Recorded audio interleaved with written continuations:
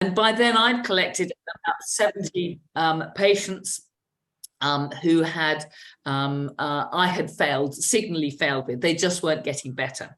So we did this mitochondrial function test for them.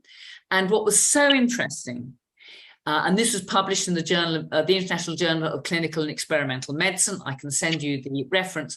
What was so fascinating is that those patients with the worst mitochondrial function were the most fatigued, and vice versa. So, so this is not a diagnostic test for chronic fatigue syndrome or ME. It's part of energy delivery mechanism. John then went on to do further tests to try to work out why they were going slow. And of course, mitochondria may be going slow because they don't have the raw materials to function, because they are inhibited by something, because the control mechanisms are wrong, or because they had the wrong fuel in the tank. Now, what are the common deficiencies that result in mitochondrial dysfunction? Well, we were able to work that out from our studies, and in order of likelihood, it was magnesium. And to correct magnesium, you need at least 300 milligrams of elemental magnesium daily, together with vitamin D for its absorption. If you don't have vitamin D, you cannot absorb magnesium. So at least 10,000 IU daily of vitamin D. Second was coenzyme Q10. And coenzyme Q10, at least 100 milligrams a day. Now, that is significant, very important, because statins work by inhibiting the body's endogenous production of coenzyme Q10. So if you put a patient on statins, you are knocking out their ability to make Q10. And clinically, what I know in my fatigue syndrome patients is almost invariably they are made worse by statins. Muscle pain, severe fatigue. And I think that it's the use of statins which are currently driving our present epidemics of heart disease, heart failure, and dementia. So guess what? I don't like statins. I never prescribe them.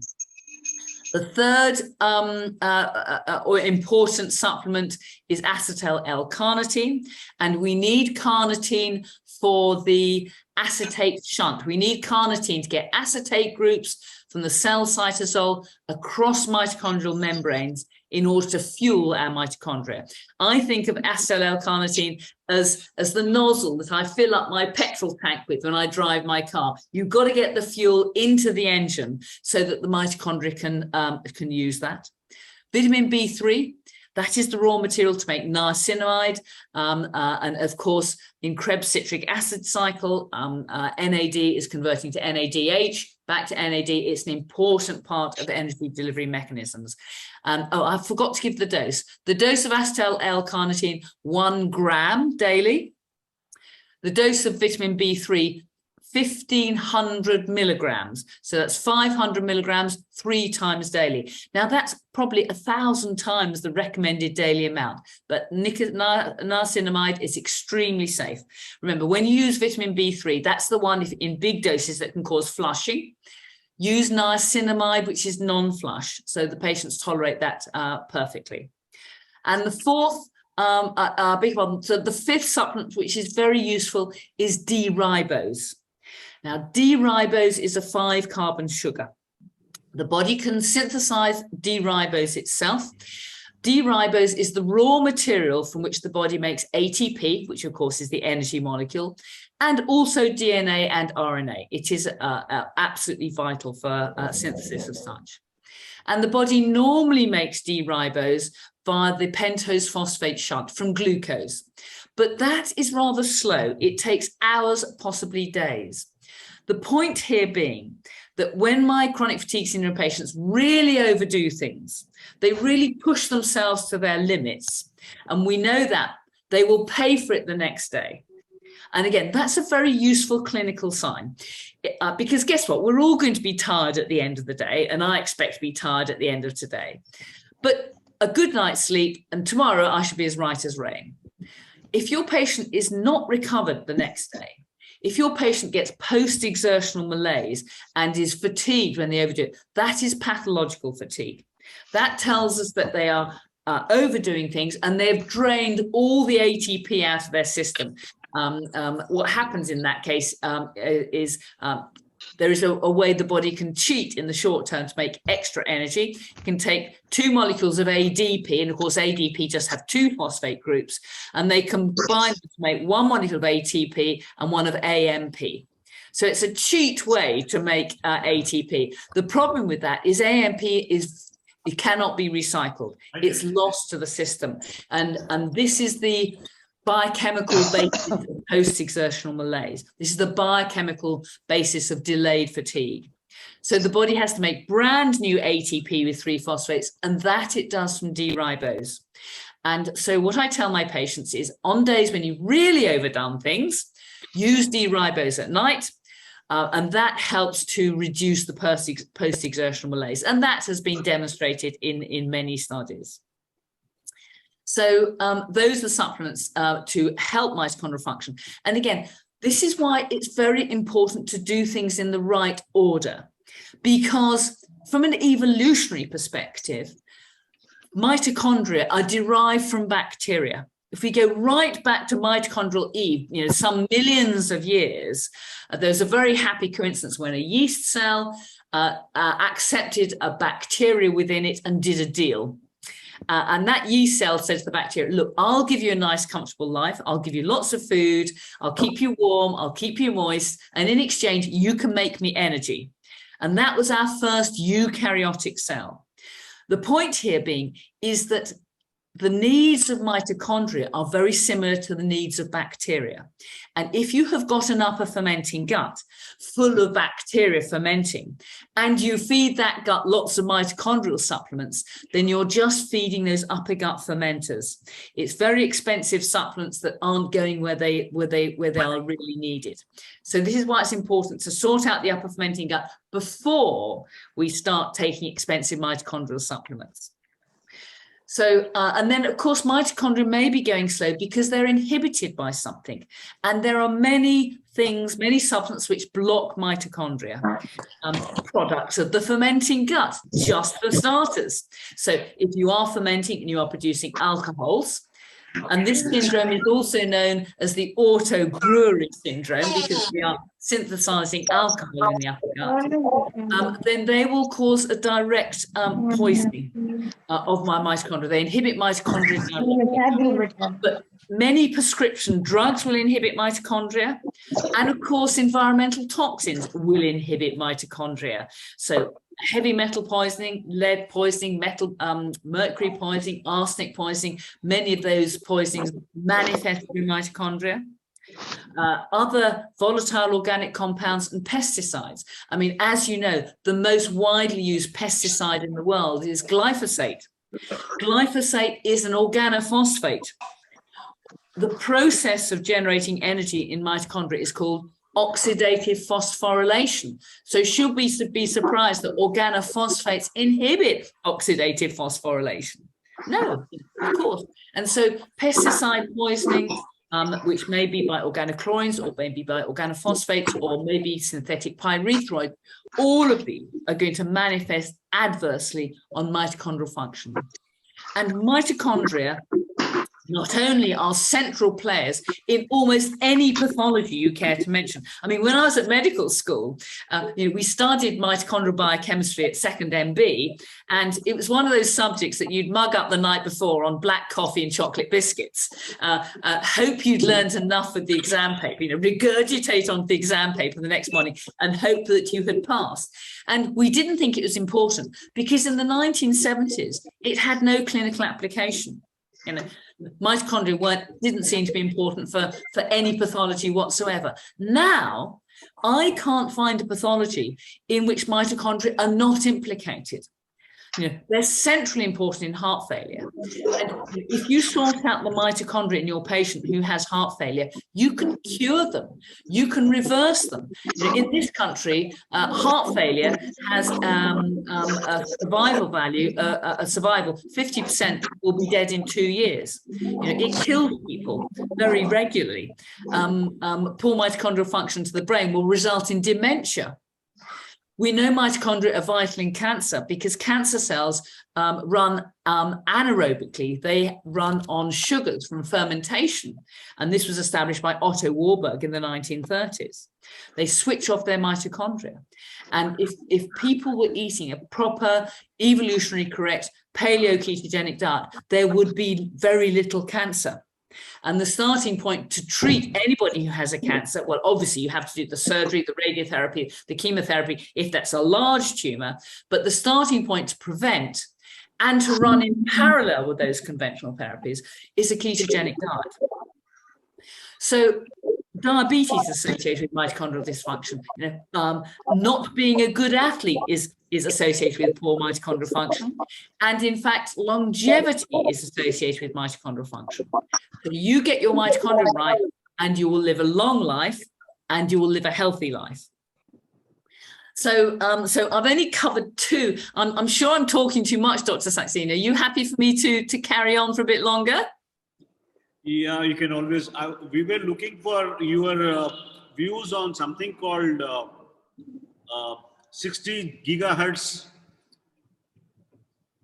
I'm talking about the kind of electromagnetic radiation, how it is impacting health, and all of us are looking into something like electro hypersensitivity.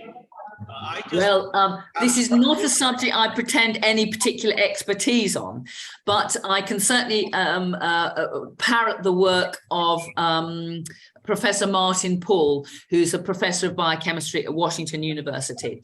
And there is no question whatsoever that these electromagnetic waves that are being introduced to our environment are having profound and serious effects on our health. And I have many patients who suffer from severe electrical hypersensitivity. But it's all about mechanisms, and the mechanisms by which these electromagnetic rays impact is because they disrupt calcium channels, they disrupt magnesium, calcium, sodium, potassium pumps across cell membranes.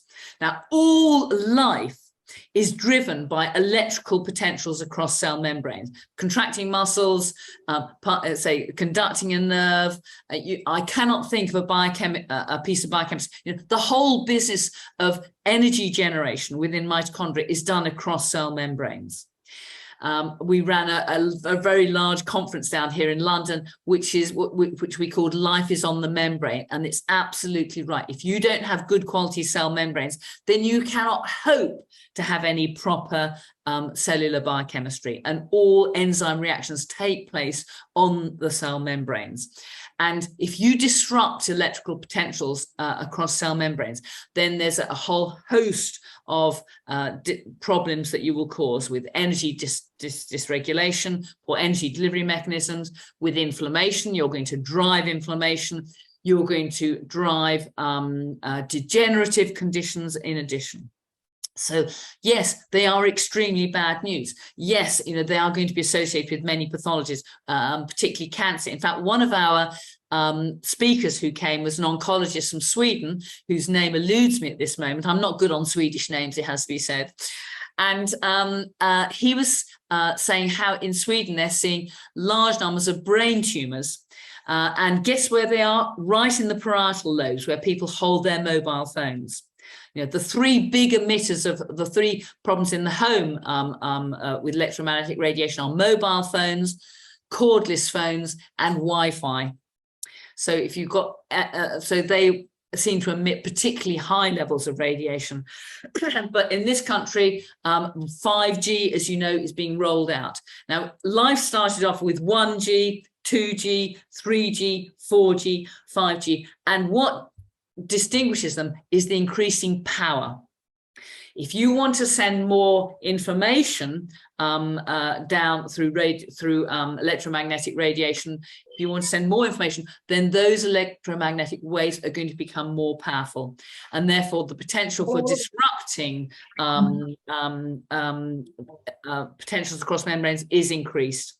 So they are extremely damaging, and it's very difficult to know what to do about it. Yes, obviously we can campaign to try to get them reduced or banned, but they are seductive. They're almost another addiction. People get addicted to their electronic devices, and they want coverage wherever they are.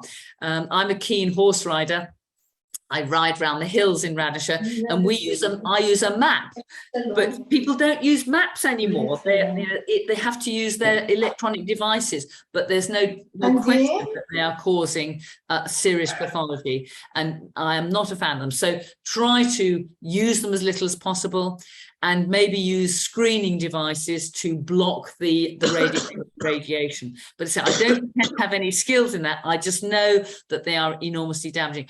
The only other little tip is what sometimes makes people a better receptor of 5G is if they are toxic with heavy metals. So I do often do tests to look for lead, to look for mercury, and of course that makes perfect sense because the heavy metals will resonate with an electromagnetic frequency, and that will compound the damage. So as I say, I don't pretend to know much about that, and I wouldn't dare presume to lecture on the subject other than to say that yes, serious pathology is driven by that.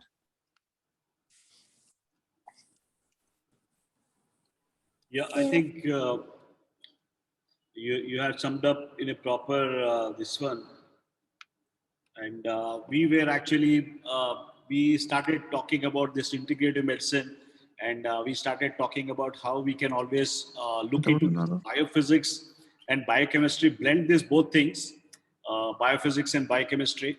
And somewhere we started looking from perspective of non-surgical or something like non-much pharma-dependent this one. And we were all the time, all the panelists here, most everyone has practiced. The panelists now who have joined, Eugene has joined from New Zealand, somebody from Malaysia, and you have got from Delhi, across all the cities here. And all of them, they have practiced in the integrative medicine field. And during this pandemic also, I think hats off to all of them. What they have done is amazing work. Just by optimizing high vitamin D, optimizing something like vitamin C, and we were able to do some hopeless cases which had the prognosis was very difficult. And all of these people, we have been connected as a group here, and we are keen to know what are the things you are doing, because the thing I have heard your lecture a long time back about chronic fatigue syndrome, and the way you talk about the engine, your accelerator, the thyroid is this and all that. That was very, very catchy. And I felt all of my friends here, everyone deserves to know about that. And happy to have a friend called Jayant there. And it's always a great connect, Dr. Sara. And we'll try to see that, if not possible, sometime later, if you can, because there are some people who are definitely interested. And we were not dejected with Western allopathy medicine, but we felt there were some shortcomings. There were always when it comes to chronic diseases, there were some things which we were not helping. You talked about statins, and after that, and all of us are on the same page. We don't believe about this one. And you mentioned about one thing called glyphosate. And here I have in the panel, I have got offline. This is an offline meet also. It's a hybrid meet. And we have a senior person. Yeah. And I just wanted this glyphosate, how it is impacting health and all that. I have heard with Stephanie Sinaf a lot about this, and I was worried actually because the amount of pesticides, including glyphosate, which is being used in India is tremendous. And only thing is, as doctors, we don't have direct say in the kind of government and all that. Here we have with us a kind of a public servant who served the government, and he's a very clear, very bubbling guy. I respect his age and all that. And I would like to introduce you. He wants to just have a chat with you, Sara. He is Mr. Chakrapani. He was into policy making and all that. Chakrapani ji, can you just take up? Thank you, Sarah, for that wonderful presentation. I thoroughly enjoyed it. I just have one or two clarifications to seek, from you and from probably other friends. The point of these the mobile devices, the introduction of the 5G, all this demonstrates the need for a thorough integration of science, technology into medicine. Absolutely. Do you think it's happening in any of the Western countries in terms of integration of these subjects into medical course, etc.? No, absolutely not.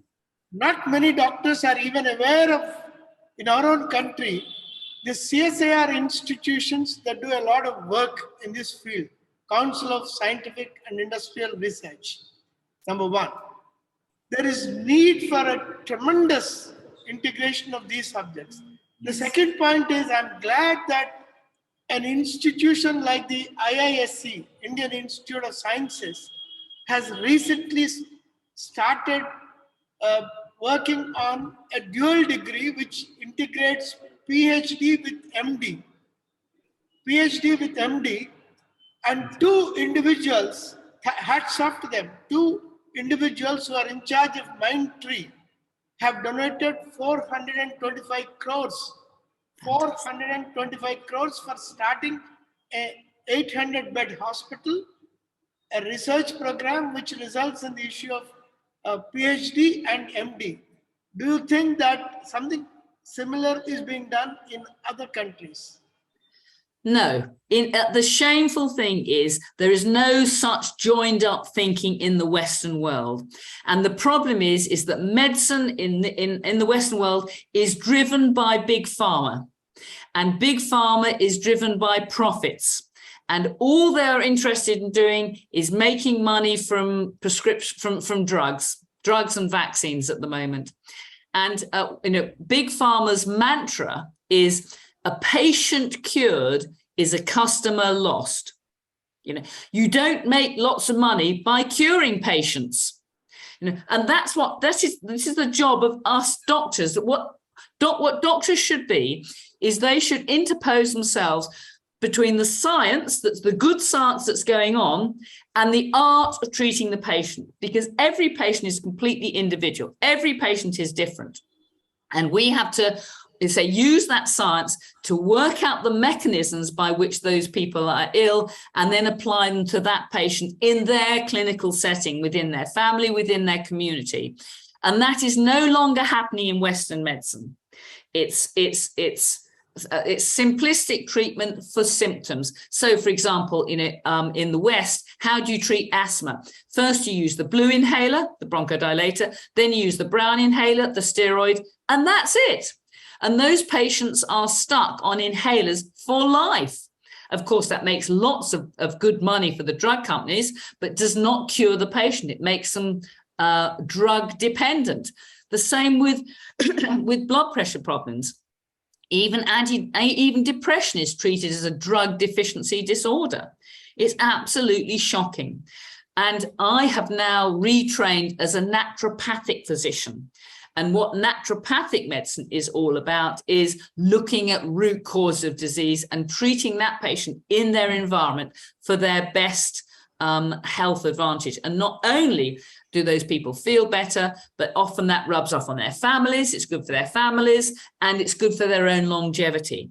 So no, I'm just so delighted to hear that you are setting up a proper science-based medical system in India, because that is in great need of that in this country, but nobody is doing it. We are killing patients with drugs. We are not curing people, and the vaccines are making things much, much, much worse. So medicine in the Western world is in a parlous state at the moment. And, I am looking to people like yourselves to practice proper medicine, and maybe that will rub off on some of the doctors in the Western world. The last point is, Dr. Sarah, there are 2 IITs in this country that have set up medical schools. It's a wonderful experiment being done, and I'm sure that these 2 IITs will do well, and they're going to award a dual degree of engineering and medicine, which is fantastic. Well, I can't tell you how pleased I am to see this, because this is what patients want. You know, when patients come to consult their doctor, they want to know why they are ill. What can they do to turn their health round? And they are simply not getting good advice in this country. They're not getting good advice about supplements, about their environment to live in, about detoxification regimes, about correcting micronutrients. These are the answers patients want, and they're simply not getting them. So I can't tell you how happy and pleased I am. And if I can help in any way, please ask me and I will help you. Yeah, it was wonderful, Sarah. I think I would like to suggest our people here to look into the kind of work what you are doing, as well as I had happened to visit Bastard University, and the way I took his one book and I felt I must visit that university, Joseph Pizzerno. And I wish there were more number of Joseph Pizzerno and more number of Sarah Mahils around in India also, so that the kind of, because we started working on some area and entered into some similar kind of things. So now I believe unless I remove the lead, unless I work on some detox modalities, I'm not able to connect the dots here. We are still trying to do that symptomatic treatment, and that symptoms are always, it is like pushing a, so all the doctors, there are quite number of good presence was there, and I'm really happy that you are able to convey the particular stuff. And we keep meeting across like this every twice once in 2 months or something like that. And it was really great. And I must appreciate your effort. Morning 6 o'clock in the morning, you came online. No other doctor here would like to get out of his bed at 6 o'clock, that too on a Sunday. It was really great. Thanks a lot, and a big kind of namaste from India. And please, you stay with us for some time. I know you have that 3-day conference and all that, and it's great. And it was after meeting some people like Dietrich Klinghardt and these people, I am really very happy to meet you. And let's try to see that what best can come out later. Let us work it out. Thank you. Well, no, thank you for inviting me. Thank you very much indeed. Thank you. Yeah. So the thing is, we have been talking about how we can, there are various things here. I'd like to start by a simple thing, which I believe there is a thing called electro hypersensitivity. Electro hypersensitivity is one thing I would like to share my presentation. And this is what made me trying to look into some of the nitty-gritties, and I'll just thing is, I stumbled on some things, and I just want you to understand that because there are some things which we believed you need a multi-mode approach. So I'll come back to my talk where I started initially about this electro hypersensitivity. This particular thing, you can always, one second, I have, okay. Yes. I think I have a problem with the gadgets and all that. I had to, I realized that I was always trying to look at my son, who used to be always there with me to help me out. But okay, he has gone to a medical school in some other state in Hyderabad. So I don't know, I had jumbled there.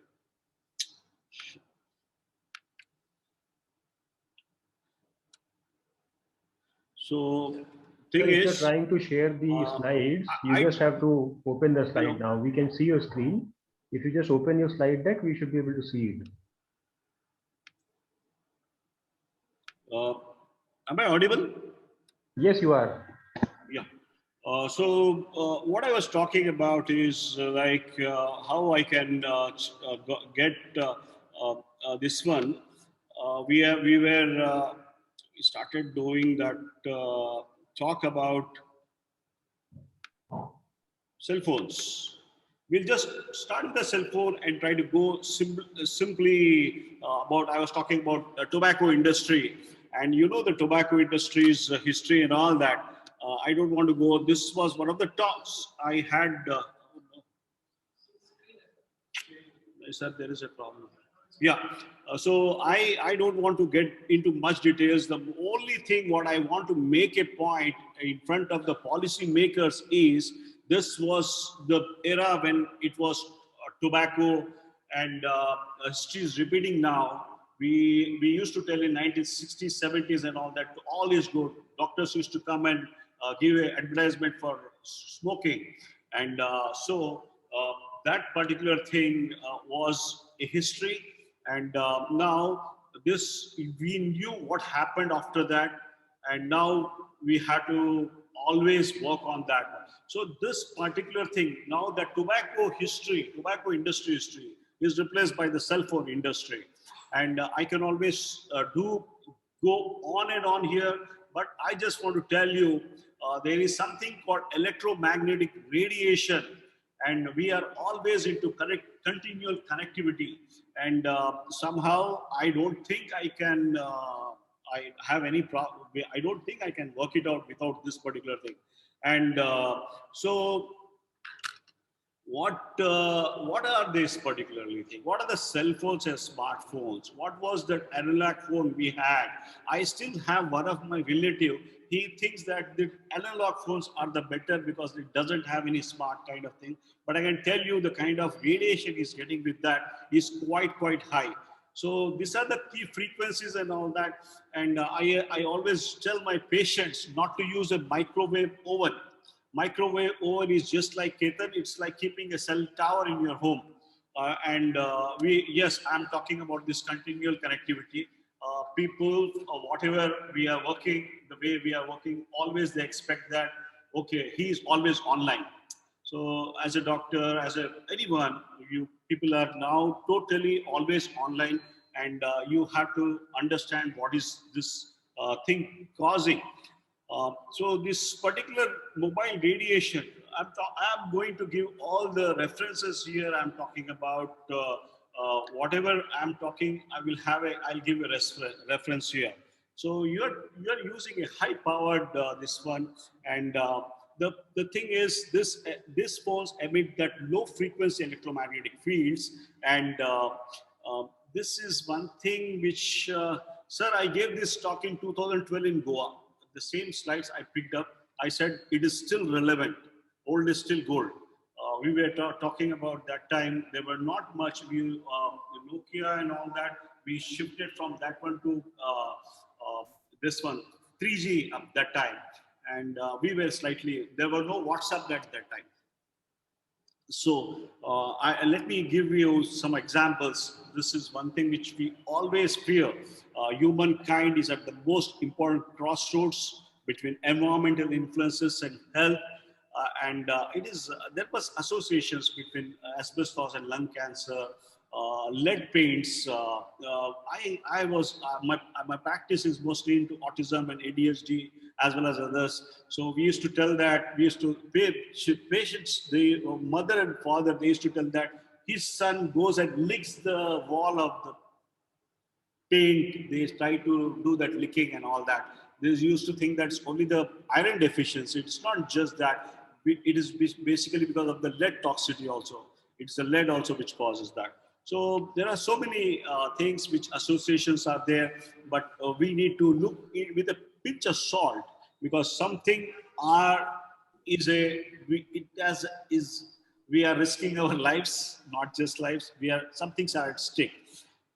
Notion that, this is one thing which there were a lot of, we started digging during that time, whatever things and all that, there were lawsuits and all that. One particular thing I have talking about is David Perlmutter. Dr. Vinod, David Perlmutter is a neurophysician and he has done such amazing kind of work. You have to see the kind of practice he does. The neuro cases, particularly neurodegeneration, Parkinsonism and all that, the patients, they come to him, they just try to walk like this. It's a typical gait. After 15 days, they go walking fully. That was the kind of work what I have seen, David Perlmutter. And he believes there is a thing called radiation, which can cause cerebral cells neural degeneration. So there were a lot of lawsuits and all that, but I think people have done, there are a lot of perseverance. People work with a lot of perseverance there, and all these things were settled by some or the other thing. My focus, I came after meeting Joseph Mercola. I felt he was in Colorado. He was giving a lecture and he was just mentioning about something called cell phone. And he said, the way how do you hold the cell phone? Okay, he's scared to touch it like this. And he uses a selfie stick and keeps like this and talks on the speaker mode. And he used to wrap a kind of silver mesh around this and he used to keep in the pocket. There was a silver mesh thing like that and he used to keep it that. And I felt this guy is slightly crazy and all that, but somehow once we started looking at answers, people started getting that low sperm count, people getting into that. We have data here, we can always show you that. So there are big things at stake, sir. Only thing is, I still believe that some things can be done in a more better way. So we are talking about this analog phones and all that, and I'm still trying to make, he's a big director at some level in the central government, and he doesn't believe on smartphone. He has only one analog. And he says, okay, whatever, if I want to send him some message also, I had to write down on SMS and all that. But only thing is, I had seen him talking for not less than 3 hours at one go. And he slowly developed tinnitus and all that. So I'm just trying to educate him. But all, particularly people at the top, they don't listen to us. So we are talking about wide electromagnetic fields. And I somehow, the moment I entered this in the morning, 9:30, I came here and I made it secure that my MacBook is connected through the cable, Ethernet cable. And I'm not using Wi-Fi here. I'm just using this line. So I just want to make a statement here. Try using wired lines. The kind of reception, everything is very fast, and don't get into issues here. We are talking about micro smog wireless chaotic vibrations. We're talking about all cell phone, cordless phone, Bluetooth, even the baby monitors, and Wi-Fi is a big thing. And we try to, only thing I can tell most of my particularly patients who are well educated, we try to make them understand that particular stuff. And we give them some lot of educative stuff and all that, and they are complying with that. And just by switching off your Wi-Fi, the quarrels, the personality disorders, the depression, people having issues, they are getting sorted out. So Chakrabarti ji, it is elephant in the room and we are not able to see it. As Ambassador, sir, you had, there are a lot of movements which are happening now. We are talking about Save Landline campaign. I'm not very happy using my cell phone always, but I don't have any option. But I still feel I'll try to limit my call. One of my friend is Ravi Tekle here, and he's from Nasik. And he has seen me once. He always keeps it was a joke or something like that, but he says, Saxena always keeps the phone. I just keep the off. So that's button I used to always keep ready actually. By the time he finishes or converse, it is off. He wants to talk to any time, but he says this guy is a very impulsive guy. Ravi, you are there, you can always tell about that, your experience with me, because I hear only by the moment I switch off that particular phone.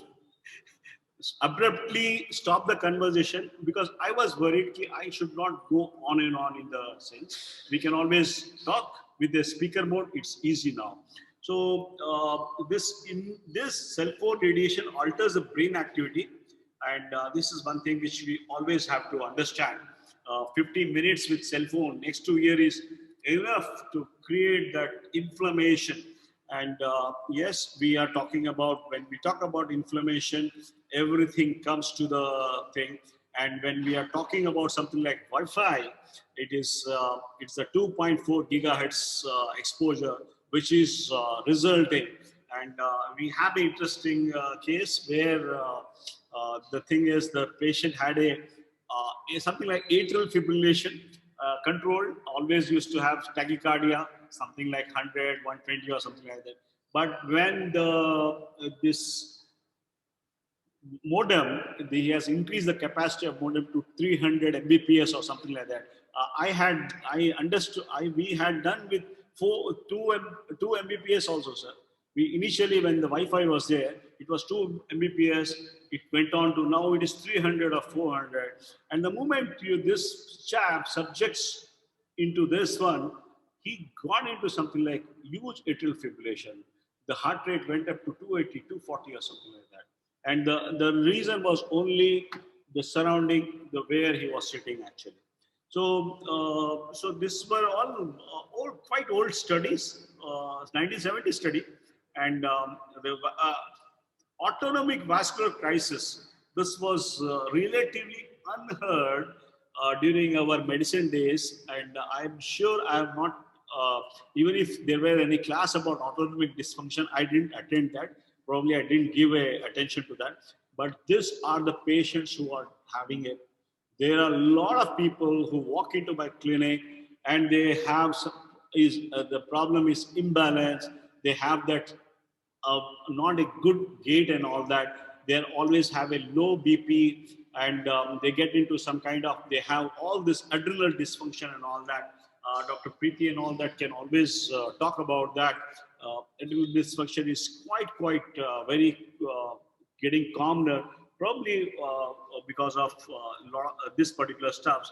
And we know about something like microwave effects on cardiac muscle, and this has to be taken up further. And we believe that this electromagnetic interference, it's not just the rhythm which alters, even the myocytes and all that, the mitochondria which are there in the myocytes, they also get affected. And so there is always a controversy about cell phone. And now that we cannot go away with the cell phone, we need to find out ways how we can get better with this. So talking about safety controversy and all that, thing is, I can always tell you, Narasimha Reddy ji, one about this, all the papers which have come, out of 400 papers, 396 papers were produced by the companies which make the cell phones. Only 4 governmental studies were done. 396 studies were done by these people. So you can expect what is going to be the outcome. So this is always a kind of controversy was there. We are talking about male infertility and all. I still have to, I was telling about how Joseph Mercola was rapping kind of stuff. We need to have something, otherwise we are going to. And yes, there are always studies which were there, which showed that sperm motility also decreased in presence of this Wi-Fi also. Sperms are not motile. So this is one thing. Another study which showed increased DNA fragmentation, and it's slightly tough because we are all living into this particular into that level of electromagnetic field. It is we are all surrounded by that, and we are not we don't know what is that actually. So thing is, this is a perfect storm, and I believe I would like to have any questions and all that on this cell phone. This cordless phone, cordless phones are usually mostly in people who are in US, and most of the people who come back here, they get the cordless phone to the near and dears. And I was trying to understand the cordless kind of stuff. But I can tell you, with this study of 2011 and later, this is they have told this is one of the probable human carcinogen. It is always better to have wired lines rather than cordless ones. And so this is, I think, and you can see here, when you are subjecting this thing like for a 5-year-old child, this where the thermographic studies were done along with, they can see the effect what was having here. And the same thing in adult and child, it makes a lot of difference. The children's you have got a skull which has got thin plates, so the penetration is quite maximum. And I really don't understand our customs. I had seen a childbirth. After a childbirth, a child is not just a day or old also, but the parents are happy putting the cell phone when the child is crying here, and someone at a distance, they are getting happy the child cry and all that. So the thing is, this is a big problem. And newborn, a country like Bangladesh has stopped till 18 years. You should not use a cell phone. You need to look into that. I had maybe I think it is difficult for us now, but if you can limit the application. I had seen the kids who come with ADHD, with autism and all that, they can focus on the phone. And the child is very smart. He knows how to open the YouTube and all that, and he thinks like that. This near to your face and all that, there are a lot of electromagnetic things which are coming and causing a problem. One word about something like this one, which is called SAR value. And this was told to me by Girish Kumar. He was from IIT Mumbai, and he retired. And this guy was telling about what is the SAR value equals to. The SAR value is something like, if you have got a SAR value of 3 or 4, and that means you can use it for 6 into 3, 18 minutes per day, that's cell phone usage. And that was the limit which was prescribed. And I see everyone crossing the limits way beyond, and I think that is another part of the story. But we had to really think why we are getting into a problem. This is all I think it's every day in the textbook and all. You can always look into that. But I am sure we need to change ourselves with the way we hold this kind of.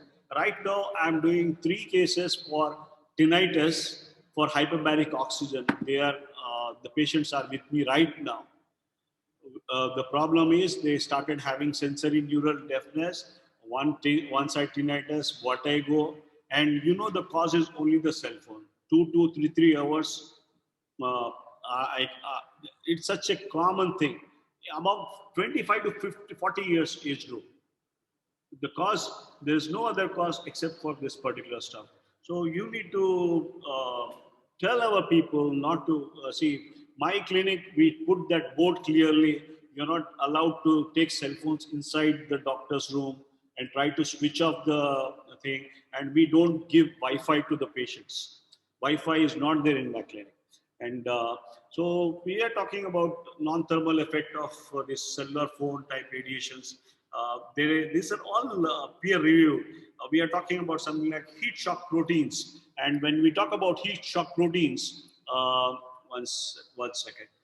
When we talk about something like heat shock proteins, I'm talking about on a normal basis, And this is what we try look into that. And yes, the onset of brain cancer, leukemia, and lymphoma, I can always tell you it has not been proved, Dr. Ketan, but it has not been proved also. There are no reports. It's not unproven also. Thing is, it doesn't cause cancer. There are no reports of that. It causes cancer. There are no reports. So we talk about something like precautionary principle. We tell that precautionary principle is a must here.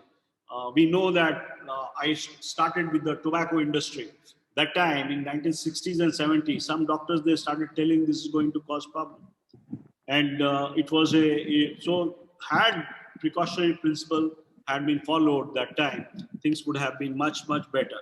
I had a few more slides and all that to show you, which are probably, yes, this I can always share with you anytime. This were the studies and all. And yeah, these are the according to some of the people, there were studies, lot of studies, and the latest studies are much more. I thought I'll just tell you small things initially. And we were talking about, Dr. Sara was talking about melatonin. We are talking about, she told amazing things about mitochondrial cytopathy and what is mitochondrial cytopathy, how we are trying to work with this in energy currency, which is ATPs. So what happens is that if we don't have proper coenzyme Q10, that was totally for the doctors, and she was probably working on that. This is a simple this thing. Cellphone also can create that electromagnetic things. So there is a problem with the cell-to-cell communication, which is also hampered here. Reduce testosterone levels. It's not something which was concerned. And we used to think that, okay, man, virality is going off and all that, but there were reports, there were things, people have started working on that. One of them was Ashok Agarwal's work, as well as there was work in this place also, Chandigarh, PGI Chandigarh also, this particular thing. And in Germany, these are the peer this I'm talking about Naresh Panda from Jikmar, Chandigarh, sorry. And they presented this study, showed mobile phone usage for more than 4 years, experienced greater loss of hearing in high frequency. This is the studies which were done, replicated here also. So we are talking about something called motions, this microwave sickness, where you get something like agitation and emotional outburst. My staff notices sometimes what is happening to sir. He's getting outbursts. He's getting angry with small things. It happens with all of us. But this can be an early sign of this microwave sickness also. And yes, we are all getting into this kind of problems. But if we can slightly change our this one, we can always be better.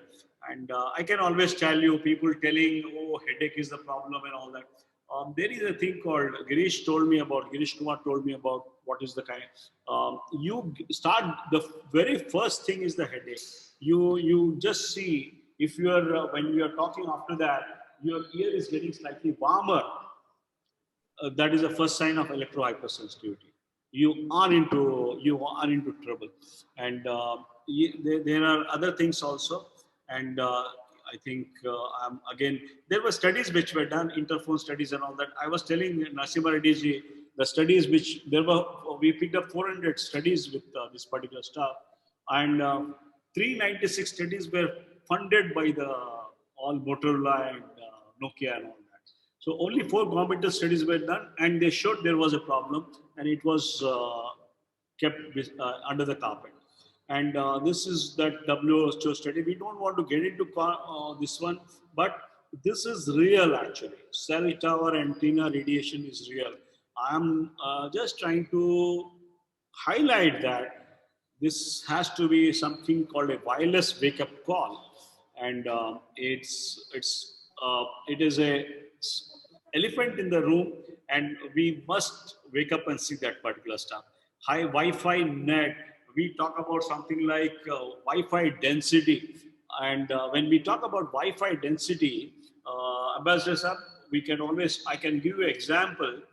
In this much room, you have got a small Wi-Fi thing and all that. If you go to a place in Mumbai, and in this room, there will be at least multiple, at least 8 to 10 towers will be there. And these things will be there. So the more the higher the Wi-Fi density, the more problems you are going to get into that. So electrosmog and electronic illness is a big thing.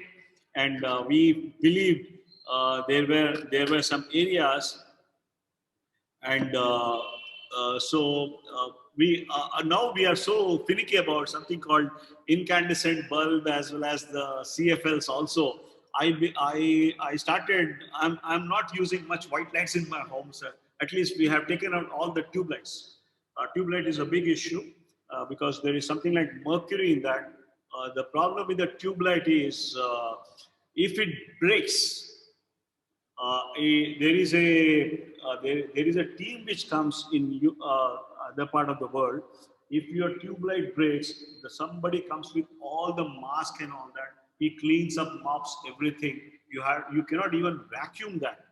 You have to totally safely take out, as if bomb scared like that person will come and take out that particular stuff. And that's the most dangerous thing, because just one tube light with that, this one can pollute the whole Hussain Sagar Lake, sir, with mercury. So we need to be careful about these things.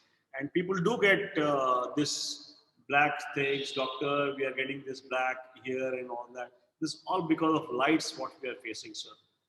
That's the easiest explanation what I give to my patients, but because it emits all this things like UV radiation, dirty electricity. Dirty electricity is a big component. I think there's a lot of things we get. These are all the studies which were then I just tried to this one looked into that. This is the end of my talk on cell phone, and I can always take a small this one, Dr. Narasimha Reddy, Dr. Narasimha Reddy is a known person who has worked a lot on pesticides, and he has always been on the front. He is not anti-government, I can say, but he is a researcher and worked a lot. I would like to hand over to Dr. Narasimha Reddy, Dr. Narasimha Reddy. Sir, you can please take over.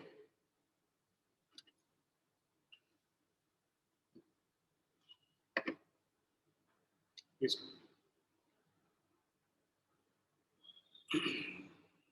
Thank you, Dr. Saxena. I think it was an unexpected invitation.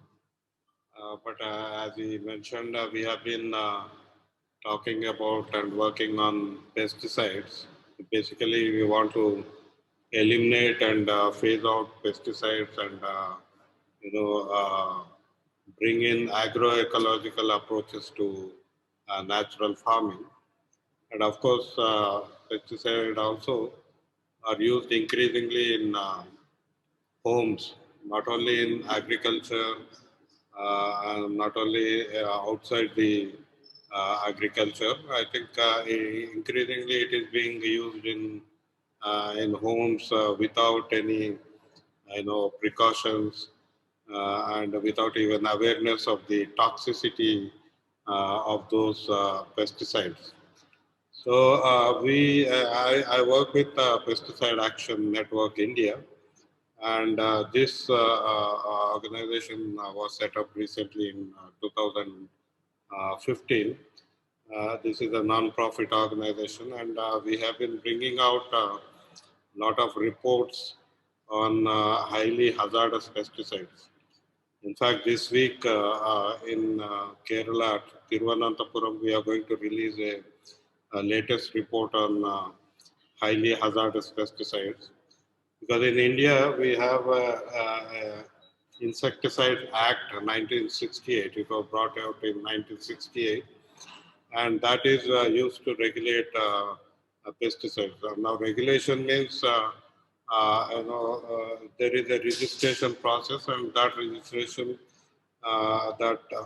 process, they assess the trial data, whatever efficacy of the pesticide, and then approval is given for its usage in India. So now we have 312 registered pesticides. Not all of them are used, but there are registered pesticides, and we did an assessment, and we brought out a list of 100 out of 312, which are highly hazardous pesticides. That's one part. So these are very toxic, very highly toxic, and these are used without knowledge and without taking precautions across the country. Second, we have pesticides which are banned elsewhere. So, a parliamentary committee was constituted in 2006, and because of that committee, then our government of India revealed how many banned pesticides banned elsewhere and used in India. So, our take is, if it is banned somewhere, so there was science involved in that. And if it is banned somewhere, I think it should be banned automatically in India. But that's not happening. So we are continuously using banned pesticides. And among them, of course, glyphosate is there. Glyphosate is banned in several countries, but it is still used, of course, in the United States, all these developed countries. European Union is struggling to restrict its usage. So there is a lot of lobbying going around both sides. So we are trying to reduce or even ban glyphosate in Europe. In Sri Lanka, they banned for a while, but due to pressure from the industrial lobby, they withdrew that ban subsequently. But then again, they are trying to bring, because they found a direct correlation between CKD, this kidney disease, which they found in Sri Lanka, and then glyphosate usage. So I think chronic kidney disease problems are increasing because of glyphosate, and they found that a direct correlation, and because of that, they banned. Of course, in India, I think most of you doctors know, CKD is being identified in several places, including in Andhra Pradesh, Sri Lanka, Srikakulam. There is one area, Uddanam, where the CKD cases have been found. And now a doctor tells us in Amravati in Maharashtra, is a lot of these cases are found. And of course, in Andhra Pradesh, again, newsweed and other areas where both nitrogen fertilizers and pesticides are used, kidney problems are being found in increasing numbers. So pesticides and kidney problems, of course, is one direct correlation which is found. Sorry, there is a study about glyphosate and renal problems. And we had in our Andhra Pradesh area, there was a place in Srikakulam. And exactly. So I think we were also doing something on that. We believe it's only the listed disease. We were 25-year-old getting small kidneys. And it was only the pesticides or anything else. It is pesticides, but they have not yet started using glyphosate. There are other pesticides like monocrotophos that's increasingly used. So what do you have to say about the slow cumulative exposure of pesticides? Because as a doctor, we used to have the Asbestos poisoning. We used to look into the patient who may die drink that particular thing. That was an acute manifestation. But when it comes to chronic, slow pesticide, slow, and we are not able to document that. Any thoughts? Yeah, I was coming to that because in 2002, in Warangal, now in Telangana, we had an episode of pesticide poisoning. This episode is, we found at least 30 farmers, they died in a matter of maybe 10 days. And that was reported. So we did a fact-finding visit, and our estimation was at least 500 farmers died. And the death was like they just fell off. Like what we are seeing with the vaccine deaths. So it was a multi-organ failure, because we have seen at least 8 post-mortem reports, and all the post-mortem reports said it's a multi-organ failure. So suddenly, a multi-organ failure happened, and these people died. And all of them died on the field while spraying pesticides. So that's kind of pesticide poisoning happened. And similar incident happened in 2017 in Yavatmal in Maharashtra.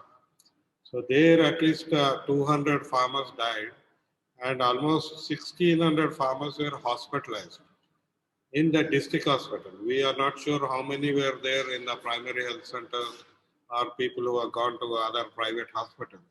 So these, most of the deaths again, same multi-organ failure. Again, it's not one pesticide.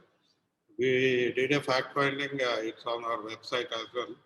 At least 12 pesticides have been listed, used by all of these farmers. So these kind of episodes of pesticide poisoning, inhalational pesticide poisoning are happening. In the same year we found it happened in Tamil Nadu near Erode, and again parts of Orissa. Orissa is another case. We are talking of glyphosate, which is a herbicide.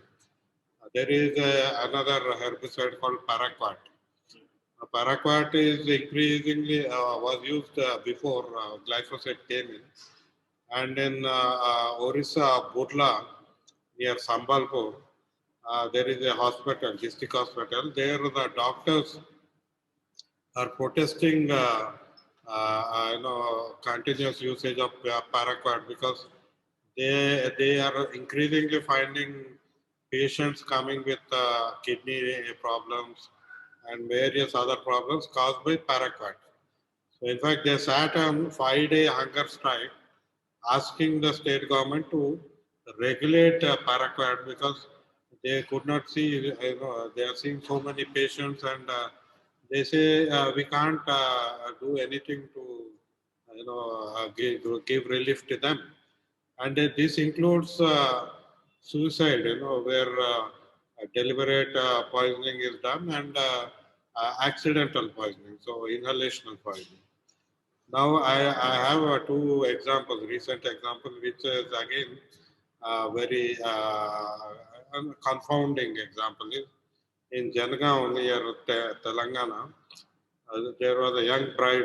She was married, and they went to honeymoon and came back. And on the first day, her husband took her to the field where they were, spraying pesticides. She was there for at least 2-3 hours, and she just fell down and died. So that kind of incidents have happened. And recently in Adoni, one woman, she was going back from the field in the evening. So she collected this black jamun fruits on the way. So she took a cover, plastic cover she found there, and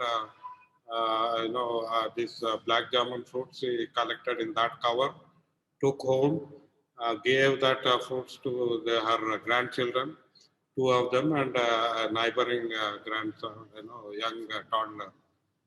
Within 4 hours, the younger one died, and her daughter-in-law and the other grandchild also died. All the 4 died because that cover, plastic cover, was a pesticide, thrown away cover. It was discarded. She did not know the toxicity of that pesticide.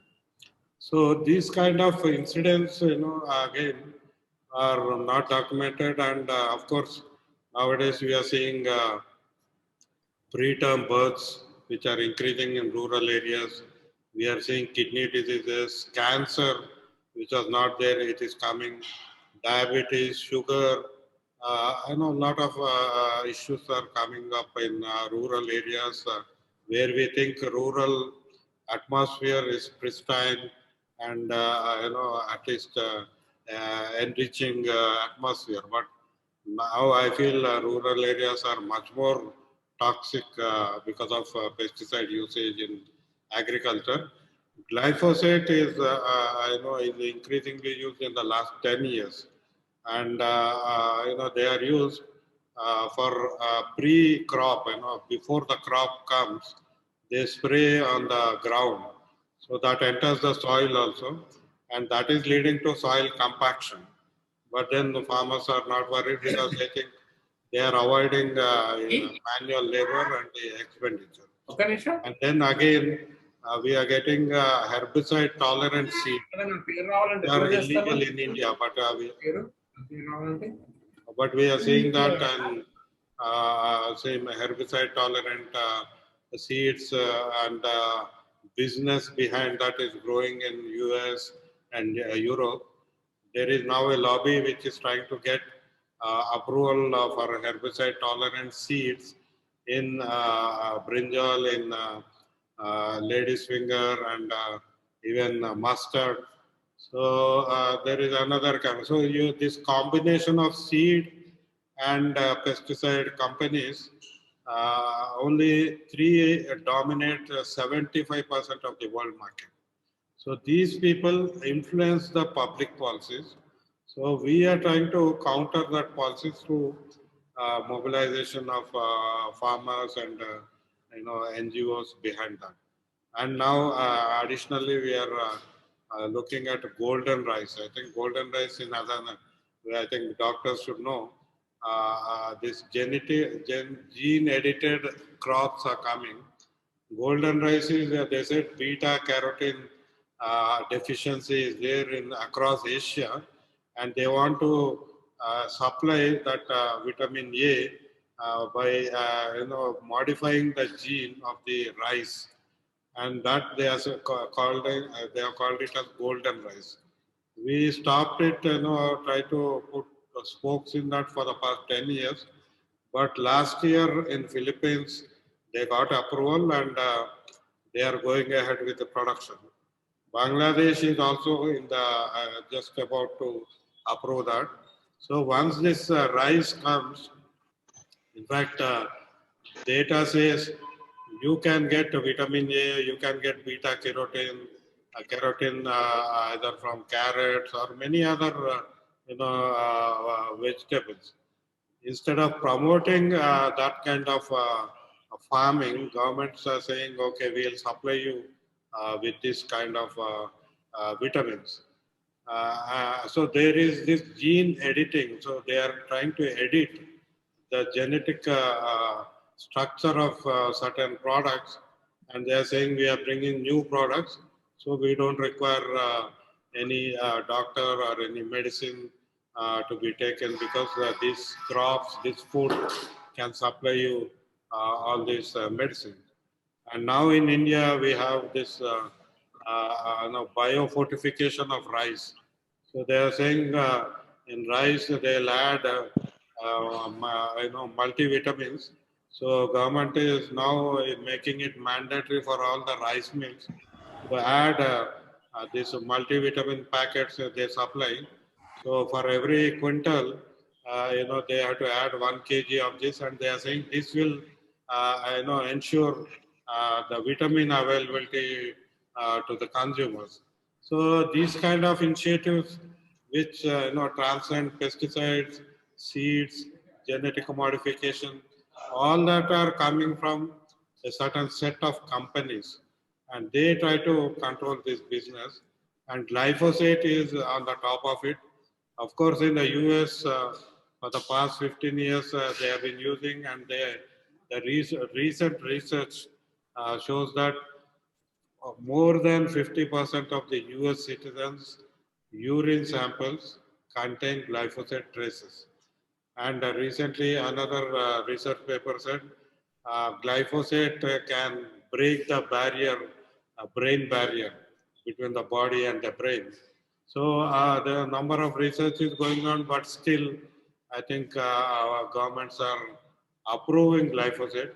In India, we try to regulate it, because only now it is approved on cotton mostly. But then only for a period of 3 months, it was banned in Telangana, Andhra Pradesh, and Maharashtra. But that was in 2019, 2020, and 2021. But this year they did not do. So I think increasingly the pesticide lobby is behind that. Finally, I'll just add, because most doctors are here, we had a lot of medical workshops. Pesticide poisoning protocol, once a pesticide poisoned patient comes to the hospital, the protocol is not developed. There's no standardized protocol. So in India, most of the deaths are happening in the hospital as well because there's no protocol. Of course, the antidote for almost all the pesticides is atropinization, and atropine is plant-based. But then when they come, if they have done, they have ingested pesticide deliberately, inducing the vomiting, at what stage it has to be done, and how rapid atropinization has to be done. I think these are all not part of the medical curriculum, and I found many doctors, they are not aware of what needs to be done when a patient comes in. So we found, I'll give you one example and leave. A girl, she went to her village when there were holidays. So her father took her to the field, agriculture field. She sat on the bund and she absent-mindedly started chewing on the grass blade. She just picked up the grass and started chewing, and she fell unconscious. So they took her to hospital. She had treatment for 15-20 days. She came back. Again, she became ill and she was taken back to another hospital. She died 1 month later, and that's because glyphosate was, that bund was sprayed with glyphosate, and she accidentally was chewing on that grass. But that's a very small quantity. I think she could have been revived, or she could have got a better treatment. So I feel pesticide poisoning cases are increasing. In India, there is a National Crime Record Bureau. They collect data, and every year now they are saying almost 15,000 pesticide poisoning deaths are happening. So I think medical fraternity should start looking at the protocol, educating the young residents, and try to develop knowledge and expertise on how to treat these cases by knowing more about these pesticides, herbicides, and the toxicity which is coming through these pesticides. So I stop here and thank all of you and Dr. Saxena for giving me this opportunity. Yeah, thank you, sir. Dr. Reddy, it is all you always tell that practical cases and all that.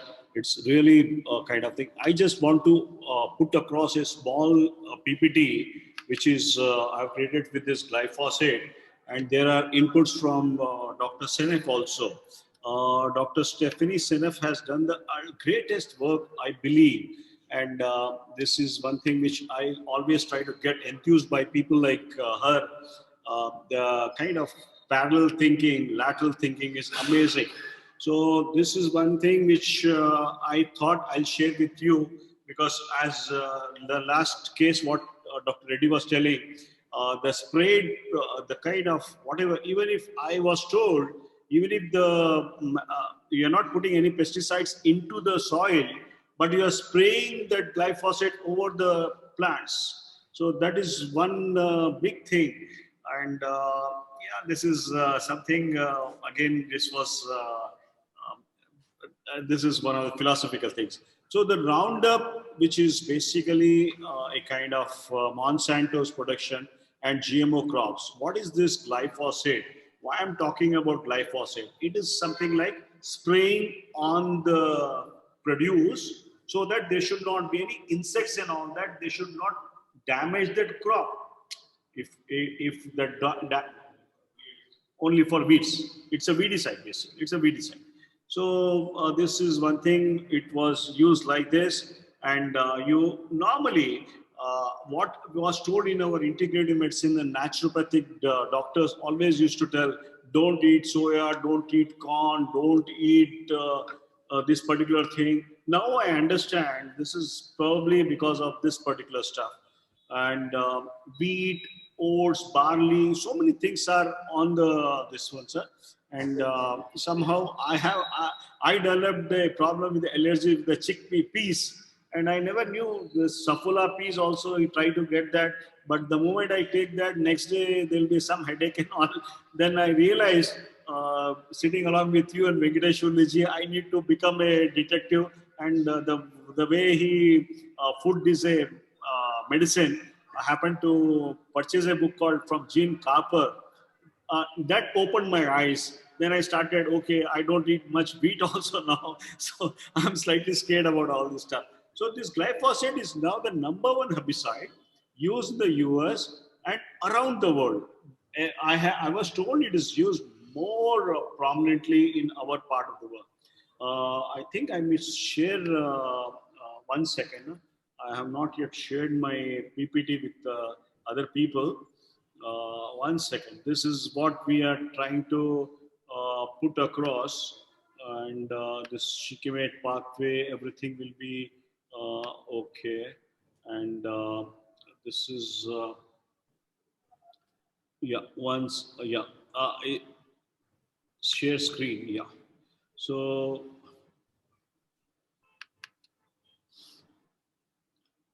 I think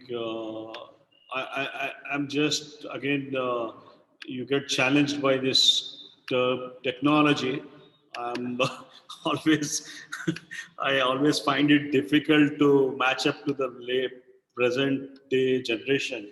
And what I was trying to tell was, this was offline, was very clear, but online people, I started talking about what is GMO foods and all that, and what is this thing called glyphosate, and from where, what are the areas, and we just want to go slightly deep dive in and look into what exactly is this. I was, in fact, when I looked at something, canola oil, I used to look into that, what is that? Whenever you eat that different oil, you are into a different cotton seed oil, soybean oil.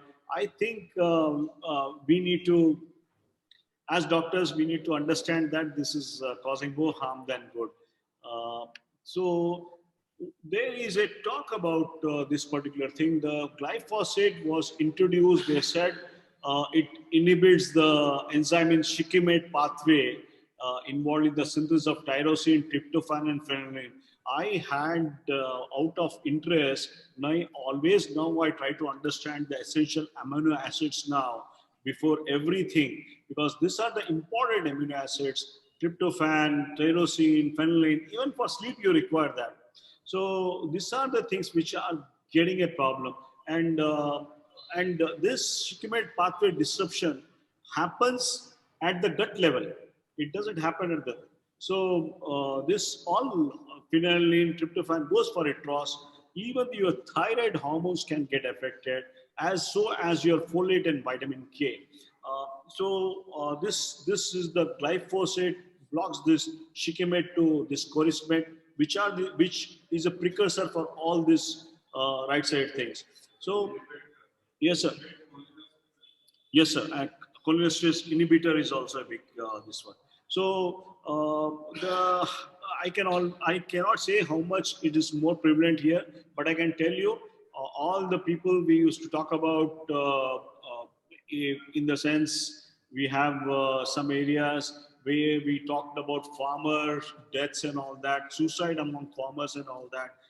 Is it suicides because of the bank loans, or is it because of this glyphosate? We need to understand.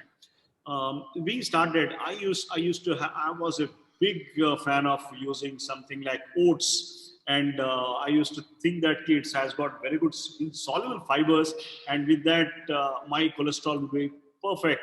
So the moment I came to know that all oats has got glyphosate, I stopped it. My wife has got a very tough time because she says, "Arey, now she tells one thing, another day he tells another thing." So, but I can always, I try to avoid things because being a doctor and trying to understand, it's a slightly a tricky thing. And I tell you, sir, if I don't venture into something new fruit or something like that, because I try to look it from the up and down, what exactly, I don't even touch a new wine also. I say, no, not for that reason. I can always have it. So there are big things which are at stake, and I want people to understand. There's a paper showing strong correlations between glyphosate usage and chronic disease. What are the chronic diseases I'm talking about? Diabetes. We are living in a country where diabetes is endemic. As doctors, Deva is doing something, I'm doing something different, he's doing different something, somebody's talking about a different approach for diabetes and all that. What is needed is to hit at the denominator. This is one thing, diabetes, end-stage renal disease. I was talking about Srikakulam. There was, what is the thing which happened with all these areas is they studied at one particular, they took a one sample and said, okay, it has got permissible levels, but it is an accumulation which causes. If I tell Chakapanaji, one tablet of paracetamol is safe for your body, you agree with that. If 200 tablets accumulation, it's a problem. So that is the catch here, and we need to work it out. This is IARC declared glyphosate as a probable carcinogen. You have everything. You have sleep disorder, you have autism, you have psychiatric problems. I know Dr. Gurdal is listening very intently with this one. Thanks, Gurdal, for joining from Malaysia. And I know this is around 3:30 or 4 o'clock in the evening there. Must be around 3:30 or something like that. Good, yeah, coming on Sunday. And would like to listen from all of us. I just want to take the updates from here. And there was a doctor called Professor Don Huber, and he listed diseases caused by this glyphosate. I must say, everything, whatever available, he has documented it. And there are areas where they showed decreased IQ scores after this glyphosate was introduced in the market. Sir, we believe that even if after blocking, Dr. Chakapani-ji, you are aware of that DDT. DDT was banned some, maybe, Vinod sir, it's banned some 2-3 decades back. Now also, human breast milk has samples of DDT. So half-life is quite high, sir. Once it enters into your system, it is there in your system. You have got all know what is that fixed deposit and all that. Your body tries to conserve everything. This glyphosate in urine was tested. Glyphosate urine is being tested by GPL labs. They do in parts per billion, Dr. Reddy. They check in parts per billion also, sir. So glyphosate reduces sperm motility. I thought Cellphone and glyphosate is one thing we always have to talk about. Yeah. And this is a experiment where pregnant rats were exposed to glyphosate, starting at day 9 of gestation, 2 exposure levels, low and high, and neither the rats nor the offspring showed any obvious effect. The second generation offspring from both of them showed delayed growth. The same thing is happening, sir. Even when we talk about lead and all that, there is a lead generation now. The lead which was, it can pass on to your generations also. It passes from mother to child, and there is a linear kind of correlation has been shown. So this is one thing which we start looking. I always believe children are in trouble because they are all into that. They are both into that fast food culture. They doesn't know what is gluten, all pizzas and all that basis are kind of thing, and they have this smartphones. So what is making our children sick was Michael Perros and this. They try to focus on how industrial food is causing an epidemic of chronic illness and exposing the links between GM foods. This is a book actually, and the secret ingredients also was one of the book which was available. This one, it is named as genetically modified children, and there were lawsuits. Like I happened to watch a movie when I was trying to work on heavy metals and all that. You can always watch that movie called Erin Brockovich. It is there in Netflix now. Erin Brockovich, ERINBROC. That was Dr. Deva. It was a very well depicted kind of thing. They had shown what are the level, how mercury and hexagon and chromium has resulted in that. It's a 2-hour watch. It's a must watch. So again, it was from California only, and there was glyphosate and non-Hodgkin's lymphoma. There was a lawsuit, they were able to show this probably caused that lymphoma, non-Hodgkin's lymphoma, and all that. So you can always go into the details of this lawsuits. There was a Monsanto is in trouble, and so are the other companies. But I can always tell you this is one thing which Robert F. Kennedy Jr. He's called Bobby Kennedy, and I had happened to communicate with him, Chakrabarti. He has done a wonderful work, and he is basically a kind of big activist trying to talk in a big way, and he has got he worked a lot on this COVID also. If this is how Monsanto loses. There were cancer trials and all that, and there is definitely the Bayer and Johnson. They had a decrease in the shares and all. See, why I am trying to bring all these things here is this particular thing which is causing not just degenerations and all that. It is one of the one thing is making all things crazy. It affects your immune system, fatty liver. To tell you something about fatty liver, as an ultrasonologist, I used to pick up a lot of fatty livers, and people used to ask me, "Oh, what do you think about this fatty liver?" I tell them, "Okay, you need to stop some fat and all that, probably that will." Then I started looking into what is this fatty liver patients are up to. I diagnose on one, suppose if I diagnose now a fatty liver, and over a period of 3 to 4 years, he was bound to get into diabetes. So I picked up, there was a pre-diabetic marker. So we picked up, you have to be careful. We picked up these people who started developing diabetes, fatty liver, and immediately there was now we believe this fatty livers and all that are again your accumulations. It's just accumulation of things and all that. Crohn's disease, you name anything, it is ulcerative colitis and all that. Probably Crohn's and ulcerative colitis, we have not heard that. I passed out in 1990 BBS, and we have not heard that time.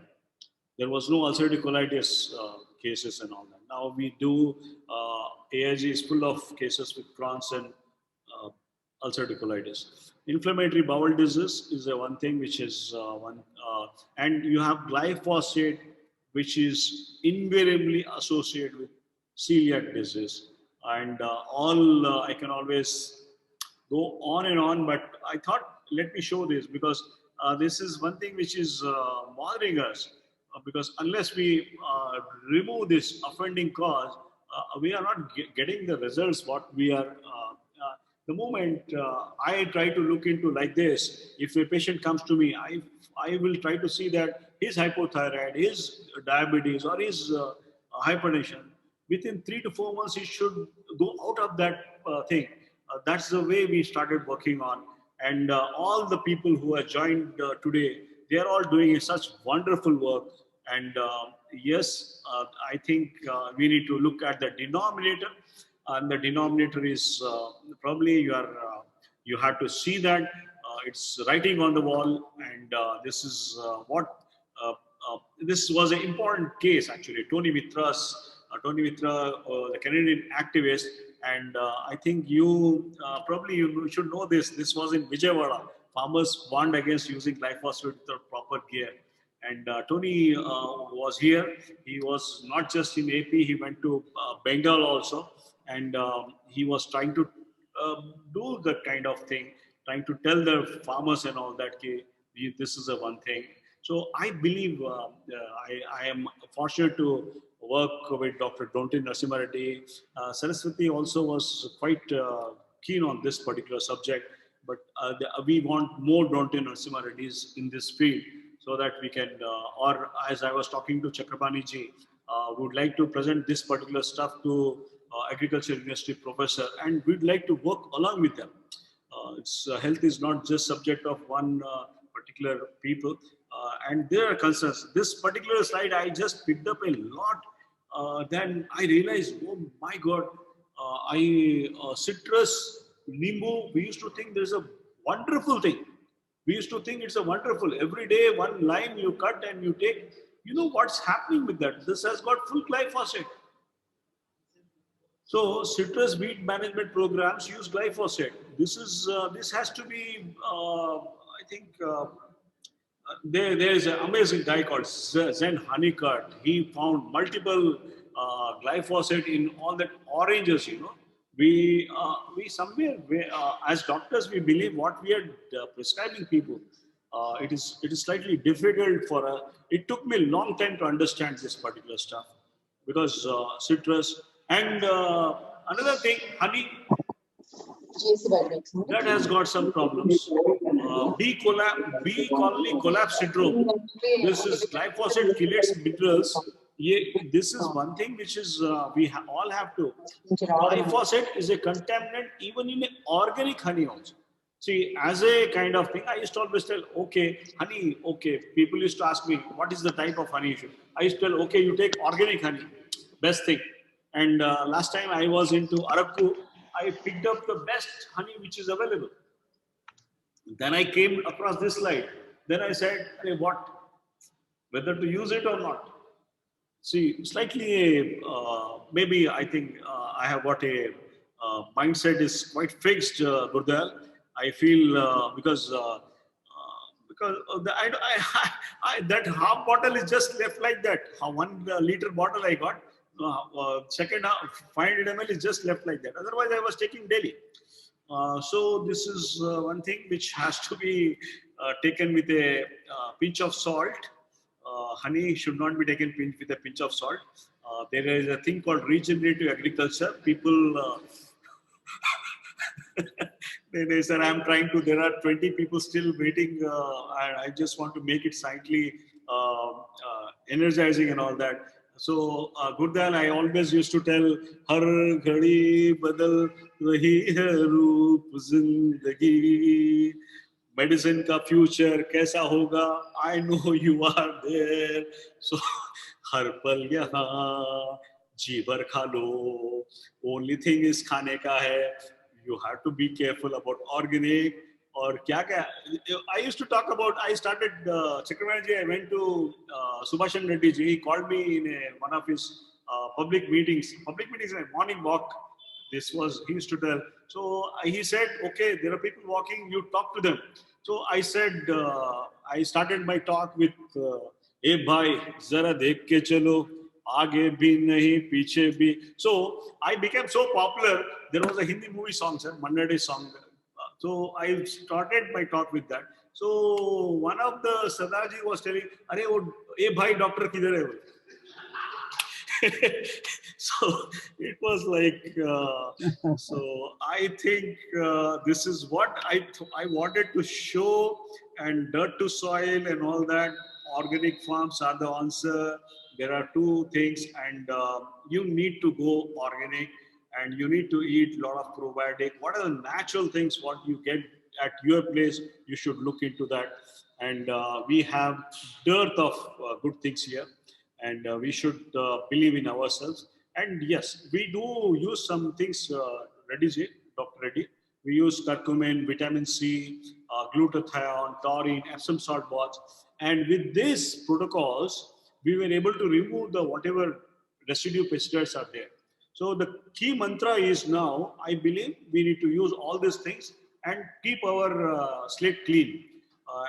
Yes, we do get, we cannot say, I don't want to take nati kudi, I have to take chicken. But at the same time, I have to be smart that whatever things are there, I have to remove that. So this is very simple things. There are good friends of mine who are doing a wonderful work in Maharashtra. They do a lot of plants and all that. All of you know Dr. Nataraj Dravid. I think we should take away. We should be. He said he's not available for this lecture, but if he comes, I would have loved to listen from how he treats glyphosate poisoning. And these are the conclusions. We are at the crossroads when we choose to get from here. We choose to get sicker and sicker while destroying the ecosystem, or we can choose to drastically change our agricultural methods towards renewable organic solutions. So I think this is the bottom line. I think we need all of us should start. And I would like to take any questions and all that. If it is all of you have the opportunity to play a leadership role in transforming the way we grow foods and all that. And we can always make a business also out of it, I'm sure, because if you are able to sell good things, you are definitely into this one. What do you think, Sridhar? You are smiling all the time. But you are. I was told. You told me you're not well, but it's great that you have straight throughout, Sridhar. And I'd like to open the forum here. Let us discuss whatever we can.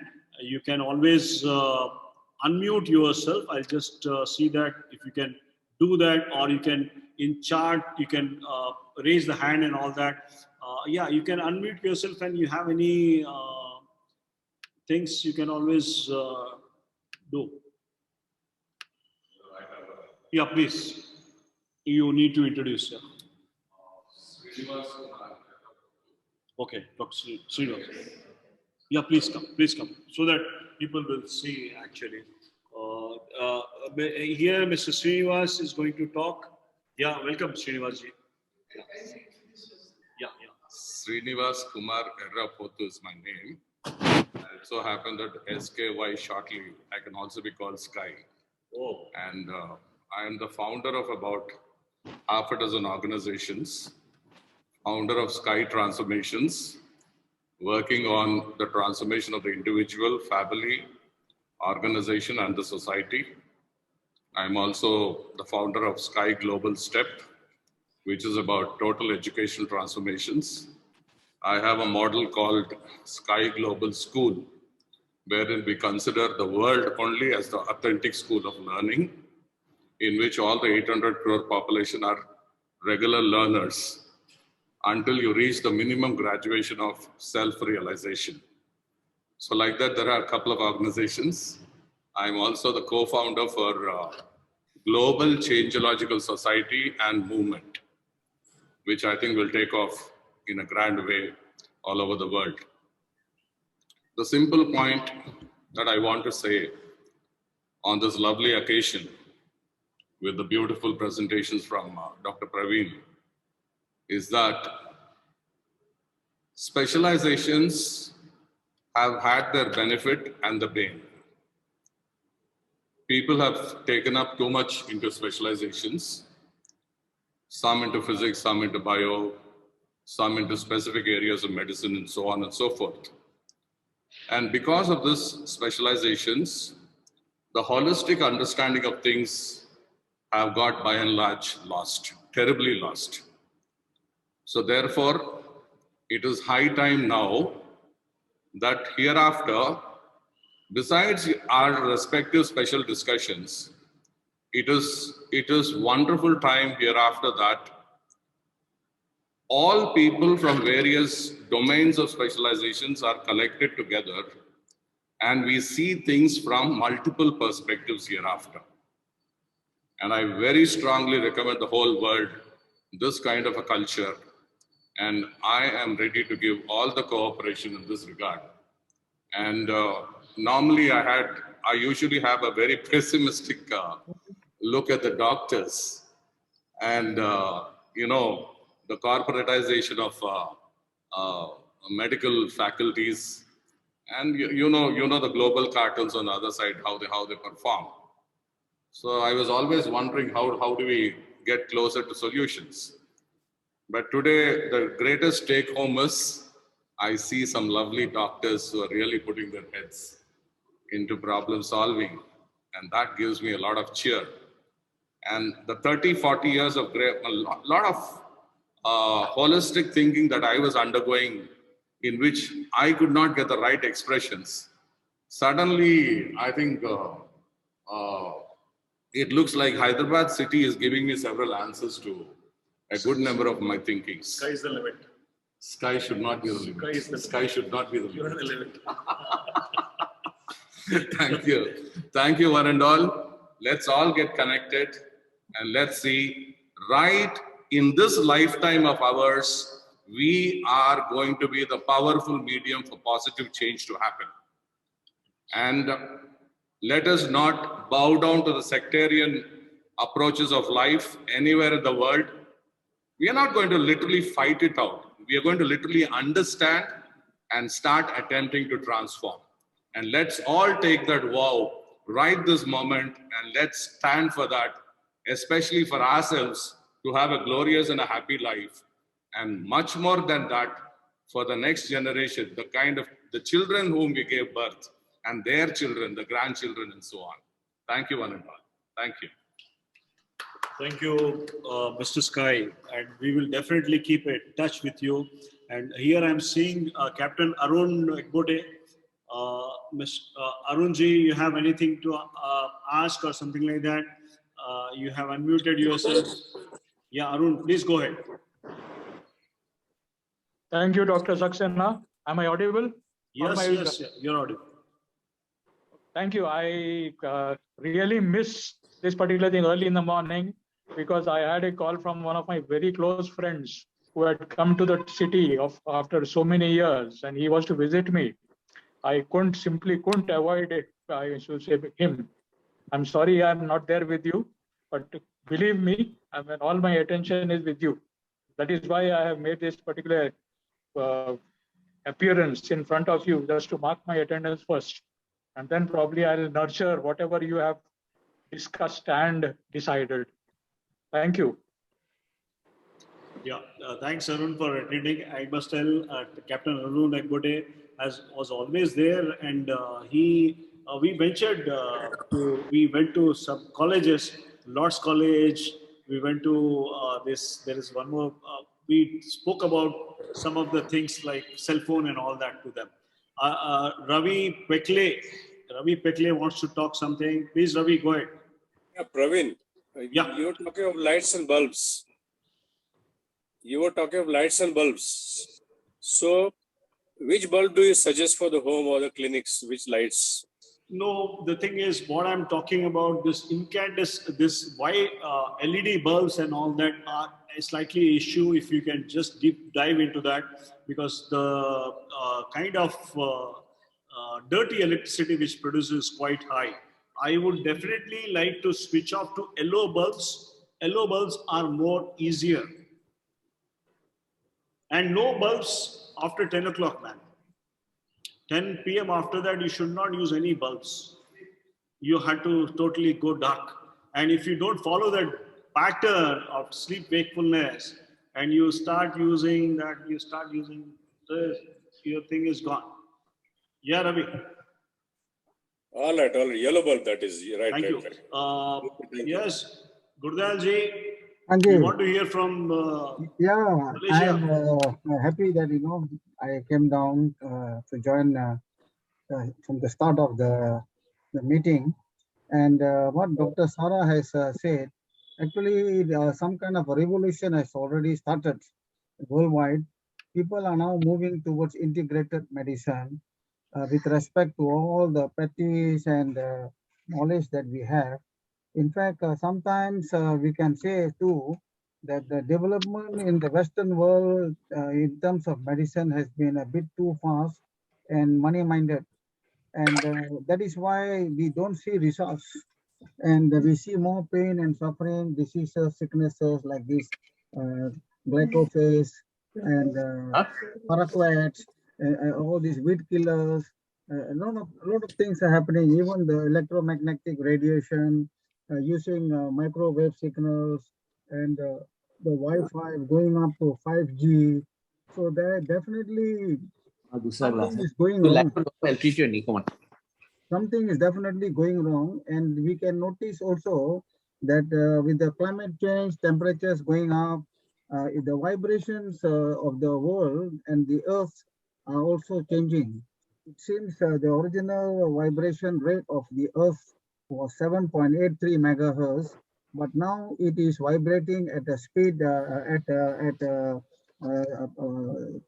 frequency of 8.50 megahertz. And just 2 days ago, I came across this report that the Earth is also suddenly revolving a little bit faster, 2 or 3 seconds faster. Yeah, Gurdal, can you be more, can you just bring the mic? Yeah. Okay. I'm a bit far away. So with these changes which are taking place, they are affecting the Earth. And ultimately, it is not only the Earth, the environment and human beings, plants, animals, everybody are getting affected from temperature change, climate change, and also from the radio frequency vibrations. Microwave signals always travel in a straight line. And imagine from the satellites in about from 3 to 4 or 5 miles, the satellites are sending the signals non-stop down to the Earth. That is why a lot of people are having skin diseases, leukemia, and some kind of change is taking place upon the human body, also not only humans, but animals and our environment.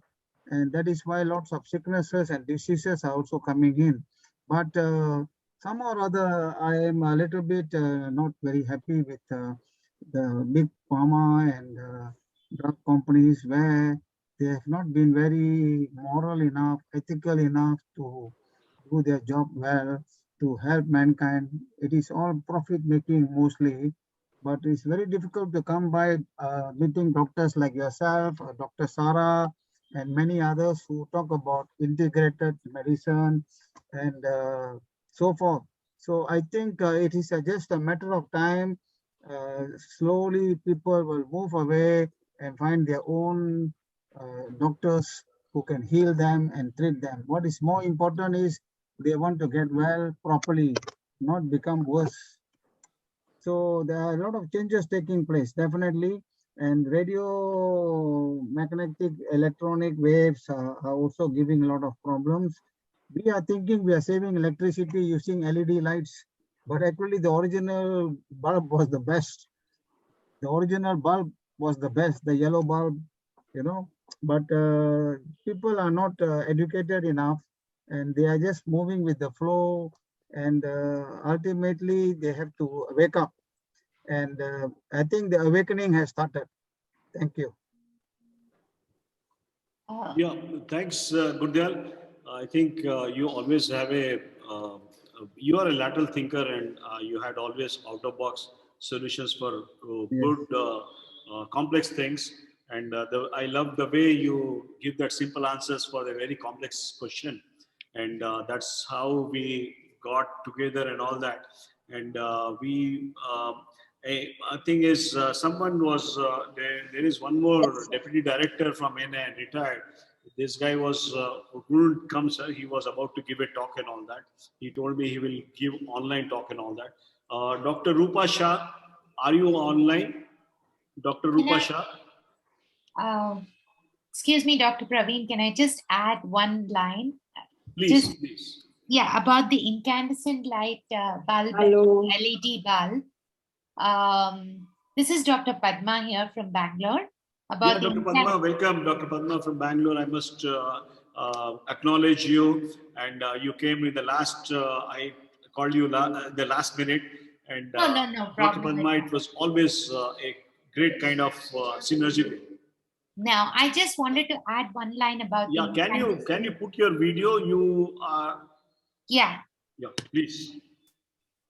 Yeah, I just wanted to add a line about the incandescent and the LED light. I just read somewhere a couple of days ago, if anyone can correct if I'm wrong.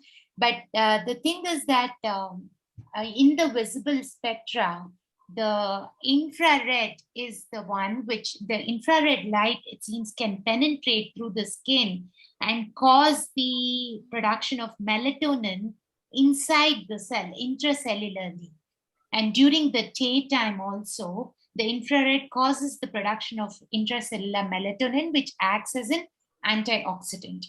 And so towards the evening also, as incandescent light is kind of closer to the fire, the red in the fire and the infrared. So that's one of the reasons incandescent light is better than LED light, because you're closer to nature, and the red part of it stimulates the production of melatonin in the intracellularly. I mean, that's one thing I read about it. I don't know if I was able to explain it well, but that's one of the reasons.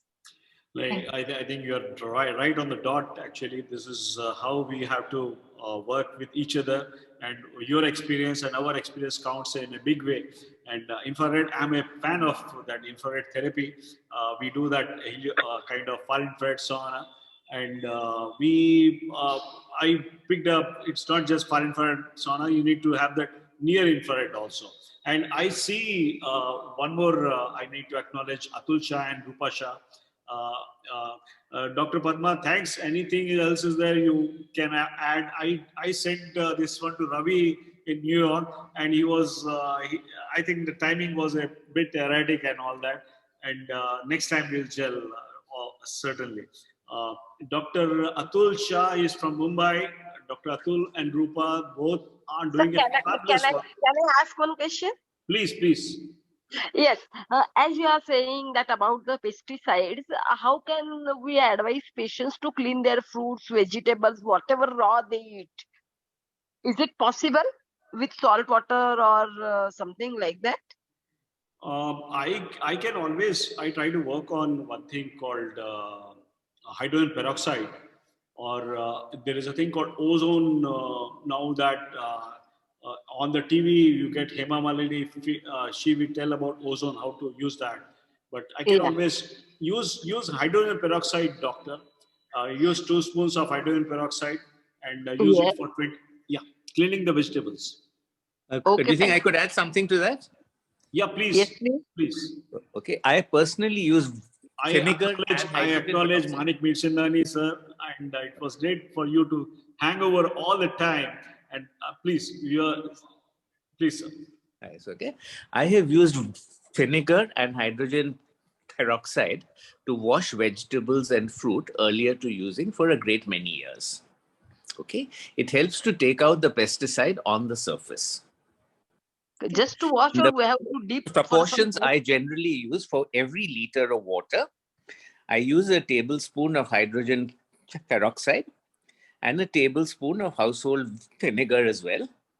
I leave the vegetables and fruit in there for about 20 minutes to 30 minutes. Then we rinse with clean water, dry it, and store it in the fridge for further use. That may be useful for somebody.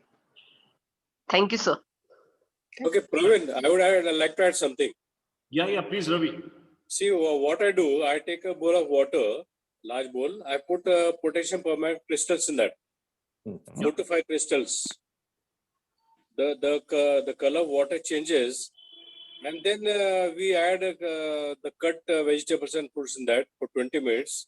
So potassium permanganate does nullify a lot of pesticides and kills bacteria, virus, and fungi. Perfect. I can always add one thing here, which I always was a keen fan. is you always try to keep glass bottles. I try to use my glass bottles, and I can always tell you this is something which has helped a lot way. Keep this, we have abundant sunlight here. This glass bottle, whatever you're using, use that glass, not plastic, and keep it in sunlight for 2 to 3 hours, and take that water and do whatever you like. You want to ingest or you want to wash your things and all that. That is a structured water. It should help you in a bigger way. Yeah. I'd like to add one thing on this business of incandescent lights and melatonin as well. Yes. Melatonin is normally stimulated by sunrise. Yes. Okay. And the melatonin secretion peaks 12 to 15 hours after exposure to sunrise. Okay. Okay. So when you are using incandescent lights as a source of melatonin, I don't think it's very scientific or effective in that way. Okay, that's my personal assessment, what I have seen, that when you have lights on late at night, it does tend to cause a secretion of melatonin later on in the day, which does tend to make you a bit drowsy and sleepy the next day during your work hours. So I would consider that maybe as another input for some people to think about. No, I think, yeah, you're absolutely on the correct this one. Only thing is, during that 6 to 10 o'clock, what is the light which you are using? After 10, switch off all the lights. Yeah, and, absolutely. Yeah, absolutely. And if you are, there is one more thing which I think we are still not yet got is the smart meters and all that. And I had seen a lot of leak out and all that, telling us to not use, they tell not to use any electricity gadget and all that, not to keep your, even if you have got the latest fridges and all that, double doors and all that, not to keep near your bedroom because it is causing that EMFs to increase. And yeah. Ideally, you should actually keep any electronic gadget at least 1 meter away from your head. Perfect. Okay. And a lot of people have the switches just next to their bed. Yeah. Yeah. And that has been associated with a lot of tumors. I'm happy questions are coming, and Chakrapani ji, as energetic, as passionate, has come up with one more question. Thank you. I would suggest, for the benefit of all of us, that some of these questions are listed out, and we will make a reference to the CSIR institutions that are doing work in this particular arena. I have just listed out about 6 to 7 institutions, CSIR labs, which are doing work in the chemical sciences. Similarly, there are about 10 to 12 physical science laboratories. In fact, I was trying to list out these for the benefit of the degree and junior college students. So I think all these are very relevant questions. If you can kindly list out and pass them on to Mr. Praveen, I would take it up and make a reference to the concerned directors and see whether we get a response from them, which will be a very informed response instead of our going around. If you agree, that's what I was. If I may say something, Mr. Chakrapani, there's a lot of information out there already. But what we need now is to implement all these things. We are facing a climate emergency where our world is heading towards the end. Any action must be taken now. I mean, searching for more information and not using the one we've had for so many years is not taking us anywhere. Plastic, for example, should be banned worldwide because it's polluting our oceans. We need to cut down on air conditioning. We need to cut down on heating. We need to cut down on coal and gas. I mean, we can talk about these things for the next 100 years, then there won't be anything to speak about. So I think really what we need is a call to action as opposed to continuing to discuss. We can go to CSIR, they'll give us more information. But unless the organizations which implement actually take action, we're just wasting our time.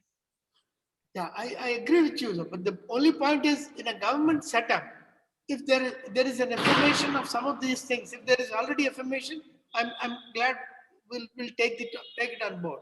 But sir, if I may say something to you, there was information about COVID. The government didn't pay any attention to the scientific information. But if each person can inspire those people around them to start making changes, oceans are built a drop at a time. How many people who are attending this have got solar power? How many people are leading an ecological life? How many physicians here tell their patients to do something about that? What we need is change. Talk is cheap, sir. Action is not. No. For instance, I think the point was made about, what is this, glyphosate? Glyphosate. See, these are not permitted in some states. These are permitted. There is no government order banning them. So I think some of these things we need to take up with the concerned authorities. Even the commissioner or the lower functionaries may not be aware of it. I mean, if they are aware and then if they are subject to a lobby, that's a different matter. But where there is an awareness which is needed, we can certainly build that in. That's the only point. The awareness of glyphosate, as you say, is well known worldwide. It is worldwide and has been known for many years. What has our government done about it? After it's been banned elsewhere, it's been allowed in our country. So what we have, sir, is that each person here can actually start growing their own vegetables, at least protect yourself. Changes happen when individuals start making them, sir. We wait for them to come down from the government, we'll wait another 100 years. Yeah, but then you can only stop it with a legal force if you are backed up by a government order. If there are already orders, as you rightly said. Our government orders implemented, sir. Pardon? Our government orders implemented. Okay. Now, see, I think you are getting into a bigger issue of implementation. That's a different matter. I don't think that discussion will take us far in this limited 1 hour. All that I'm trying to say is, if it is a sensitization at various levels, that can be done through various functionaries of the government. That's a limited point I'm making. All right, sir. But I would also make this point, sir, that individuals, if they start on their own, you have hope, sir. The other thing is you can take this into various training institutions relating to government and then try to sensitize them. I'm sure a number of government training institutions are not even aware of it. I'm talking the ATIs, Administrative Training Institutions. Yes, sir, what we had understood is most of the doctors are not aware about glyphosate toxicity. See, that's a point. See, one is a lack of knowledge. The other is an information of what is still to be affirmed. It's a combination of these two. Of course, field of implementation, there are gaps. We'll need to. Sir, it's just because we need to explain them widely, and there is no surety that patients they are going to follow, because everybody they are staying in cities, so it becomes quite difficult for them to come out of the way, and they have to lead an ecological life. Madam, I have grown vegetables in my balcony in Bombay for more than 40 years. More than 40 years. And many of my patients have been inspired to do the same. The examples we set can change the world. Yeah. What you are saying, we have to start from ourselves. Yeah. Right. Because the essentials for life are clean air, clean food, clean water. These are at a premium worldwide. Yeah. Urban India is especially worse. We have the worst polluted cities in the world in our country. Yes, sir, because I am staying in city, and if I will start talking like this, for next time, patients who don't have time, who are not interested, not paying attention, they won't be back to me. They'll change. Madam, I assure you they will. I have more than 10,000 patients of mine growing their own vegetables. Okay. More than 10,000, because I give them, when they come to see me, I gave them vegetables from my balcony to taste. Okay. I said, taste it and see. The tomato from my garden, I pluck it straight from the tree. You taste it and tell me if it tastes any different. They say, doctor, how hard is it to grow the vegetables? Use a flower pot. Use an old wash basin. Get the soil. Plant it. Let the leaves go into it. Your plants will grow automatically. Yes. This is natural stuff and it's doable. Yes. I now live in a village, by the way. I've changed from living in a city to living in a village where I grow dozens of my own vegetables. 90% of my food is grown myself. Yeah. So we can do it. We can all do it. But it is where we are willing to put ourselves on the line that things We want the quality. It's all depend on our, yes. Dr. Saxena, can we come? Yeah, 1 second now, 1 second. Atul, I have got with me Ambassador, Dr. Ambassador Vinod Kumar. Ambassador has gone, I just want him to say a few words about this particular. He came all the way offline here. Now people are not meaning offline. Manik, I think, Dr. Manik, Sir Hiranandani ji, this is amazing inputs what you have given. I would like to go. The first thing I tell my wife is, let us go in the home kitchen and all that. She will start putting hand on our. Okay, fine. Yeah, but that seeding was very, very important. I think all of us has to take a clue about that and start working, because we cannot go whatever we are getting the scrap vegetables. We are into a real disaster. Ambassador Vinod Kumar, thanks for coming. I don't have a TV setting here. You are known to talk in TVs and all that. Please, sir. Thank you, Dr. Saxena, and then the other colleagues participating in this wonderful event.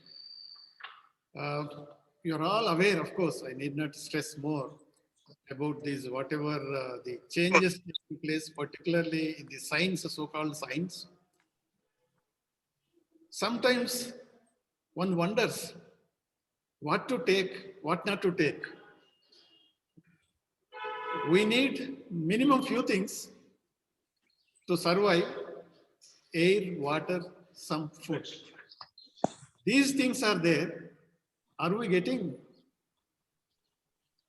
fresh, free from polluted air? I wonder many of us are not getting. Early morning, of course, daily I get up at 4 o'clock and walk around the lake in the Madhapur, that whatever, Gurgam Cheru, because I used to walk miles together in Germany when I was there, in the forests and then various things. One is for this, of course, to keep your body in good, whatever, fit condition, and to get the fresh air. Unfortunately, yes, the growth, in the name of growth, we are messing up so much, and we are depriving ourselves and the generations coming later on, because this pollution is so much, very difficult to say. Particularly, the most polluted city in the world is the Delhi. Once it used to be Beijing or something in the China, but we are overtaking everything China. Not only in pollution, then population, whatnot, all those bad things we are overtaking, but good things China is taking care of, advancing themselves, and they are trying to control the bad things like whatever pollutions. For example, when I was in Germany, one of our textile minister was there. I was taking care of his visit. He wanted to buy few things and take back to Delhi. Then some small garments for his granddaughter and then grandson. He picked up few things. Then I told him, these are made in China, because inside labels. And people say, once you wear it, you get certain whatever skin problems because of certain chemicals used for manufacturing of certain things. So such type of whatever, even the chappals from the China made things, when they used it, they got some sort of problems in the soles. So all those things because of the chemicals. What I'm trying to say is, everything, whatever you touch, whatever you need, getting polluted, contaminated. So how to overcome this? I think it's high time. The man, Mahatma Gandhiji is saying that yes, there is everything available in the world to satisfy the need, but not the greed. So people are after greed, because as a general surgeon, as a practicing doctor, I did so much before joining in the Indian Foreign Service and becoming the ambassador or high commissioner, all going around the world, that is a different entity. But during my practice, I did notice many of these things diseases are iatrogenic. Means you get all these things because of your deeds. You take it, you take a medicine, you fall sick. You take a whatever food, you fall sick. Because even the medication, yeah, Dr. saying that yeah, statins are not good. Yes, we know, but the lobby is so strong and their propagation is so strong. People take it. For example, even myself, I just went for a cardiac checkup. One of the cardiologists he said, no, doctor, you have to start the statins. I said, no, I don't want. Why should I take? Even I don't have this cholesterol high. Even I don't have any complication. No, you are now 67, 68. You know, there is some sort of, you know, the non-perfused area in your heart. You should take it, prevent it. Why? No. Now you are a diplomat. I know, but I'm a cardiologist. You have to follow my advice. I said, no, I'm sorry. But what I mean to say, the doctors, the medical fraternity also is influenced by these, whatever industrialists and then particularly the pharma industry, they are, I think, unnecessarily forcing people to take all these medications which are not necessary and then leading to the problems. They were supposed to solve the problems. Where there is a necessity, you have to take the medication. If you are having the high fever, you have to control it immediately. You take a paracetamol tablet, that is okay. But if you go on taking paracetamol for whatever small pain, oh, my leg is paining, take one paracetamol or ibuprofen. The things have come to that extent. The medication is causing more problems than the relief. We have gone to that extent. Now the pesticides, as Dr. Reddy is saying, yes, these are causing so many things. Do we need this? Not at all.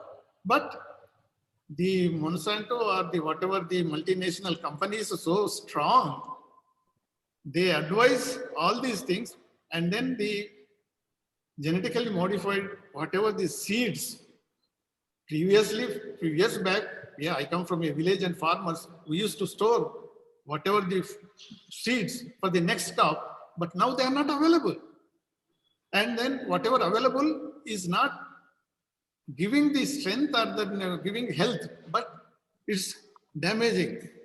So I don't want to go into so many details because now we are scared of even breathing or drinking water or even eating certain things, even fruits, you know, whatever you eat, whether they are causing or giving energy and good health or causing some sort of carcinogenic effect in our body. So we are in such a world, difficult even to breathe.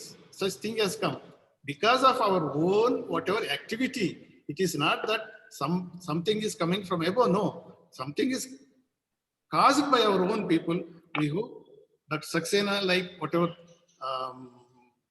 good doctors with intentions, and Dr. Reddy Garu with whatever your knowledge and research, and all other whatever colleagues having good knowledge, going into the society and informing the people the bad effects of what is happening, and then at least some pressure bringing on the governments and then policymakers to look into this. For example, let us even think of what is happening about this COVID. So many things are happening. Actually, of course, one should use the mask.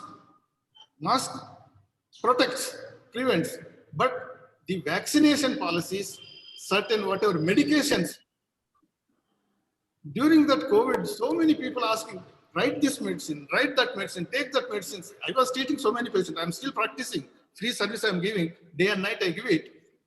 I never prescribed any such sort of antivirals, antibiotics, and then whatnot. I see certain doctors prescribing more than a dozen items for a COVID patient. but I never did so many things. I used to tell them like whatever it's, your immunity is the best protection. No drug can kill the virus. Your own body, your own cell fights the foreign body entering into your own body. So you strengthen it. How? Thing is, yes, vitamin C like things are best nutrition like, and then whatever rest like. These are the best things. But if you have the symptoms, for sometimes you get relief by taking those medicines. But over medication killed so many people. The same, see, the black fungus causing so much damage because of this over medication, antibiotics, antivirals. So I don't want to go into much details, but whatever it is high time we need to think twice before going into this type of whatever the over use of chemicals, medicines, and various other things. And we hope the coming or the already practicing doctors and then the scientists will definitely educate the people and then enlighten the policy makers to not go into that whatever situation where we kill ourselves. And we hope and we appreciate that Saxena's efforts and others' efforts organizing such events to help the people. And then I'm very thankful to you giving this opportunity. We hope such events will be organized in future and wish you all the best. That's Saxena. Thank you. Thank you, sir. It's a really honor for us. And Dr. Vinod is an ambassador. He had traveled around and all TV channels, they line up and he doesn't give appointment to them. And he just come offline and see here. I would like to talk to, if Atul wants to talk something, Dr. Atul Shah. Yeah. Hi. I'm also like Dr. Saxena. I'm a radiologist, but I no more practice radiology. I'm practicing what is called as the Indian flower remedies. And couple of things I want to address is this is all is energy-based remedy. So when they talked about glyphosate, there are very good chances, and somebody ready to take research work, I'm ready to give them free of charge. Those who are doing research work, okay, this anti-glyphosate remedies. So it's not possible for us to do everywhere organic. So if you put these flower remedies into the food, it will have an anti-glyphosate effect. One. Second thing about cleaning the vegetables, when you say again, most of the time it is in the external surface that is you are removing, but the pesticides are for a long time, so it will go inside the vegetables and fruits. So again, the energy-based remedy, there is a flower remedies combination which can be used only for 3 to 4 minutes, okay, and it will have an antidote effect of this.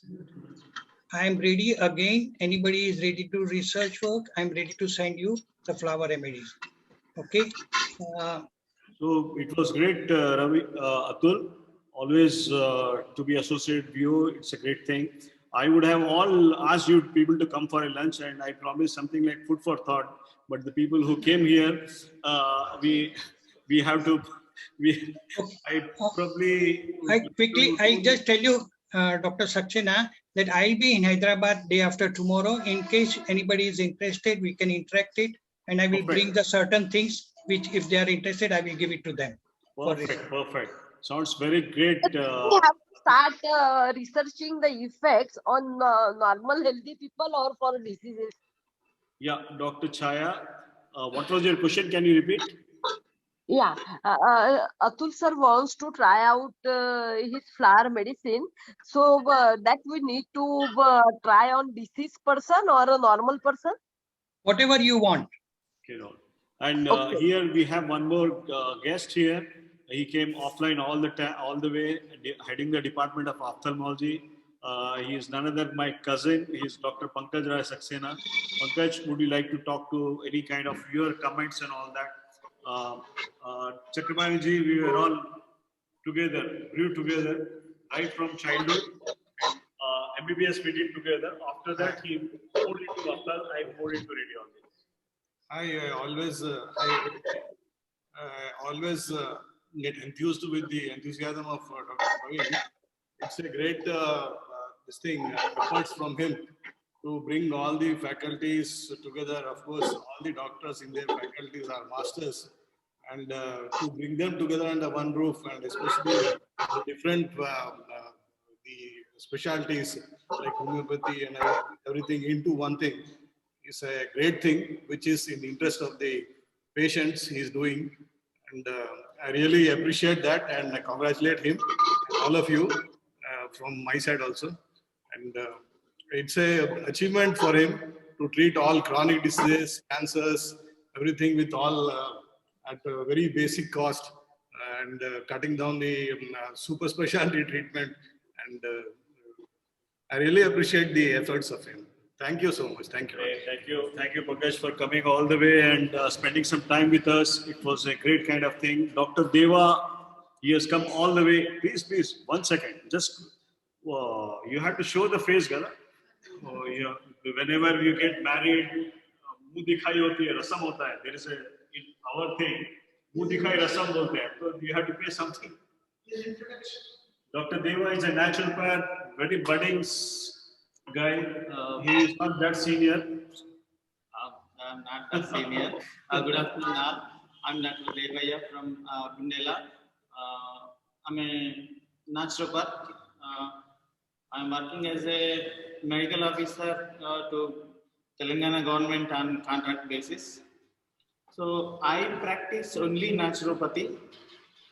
Along with naturopathy, I do acupuncture and ozone therapy.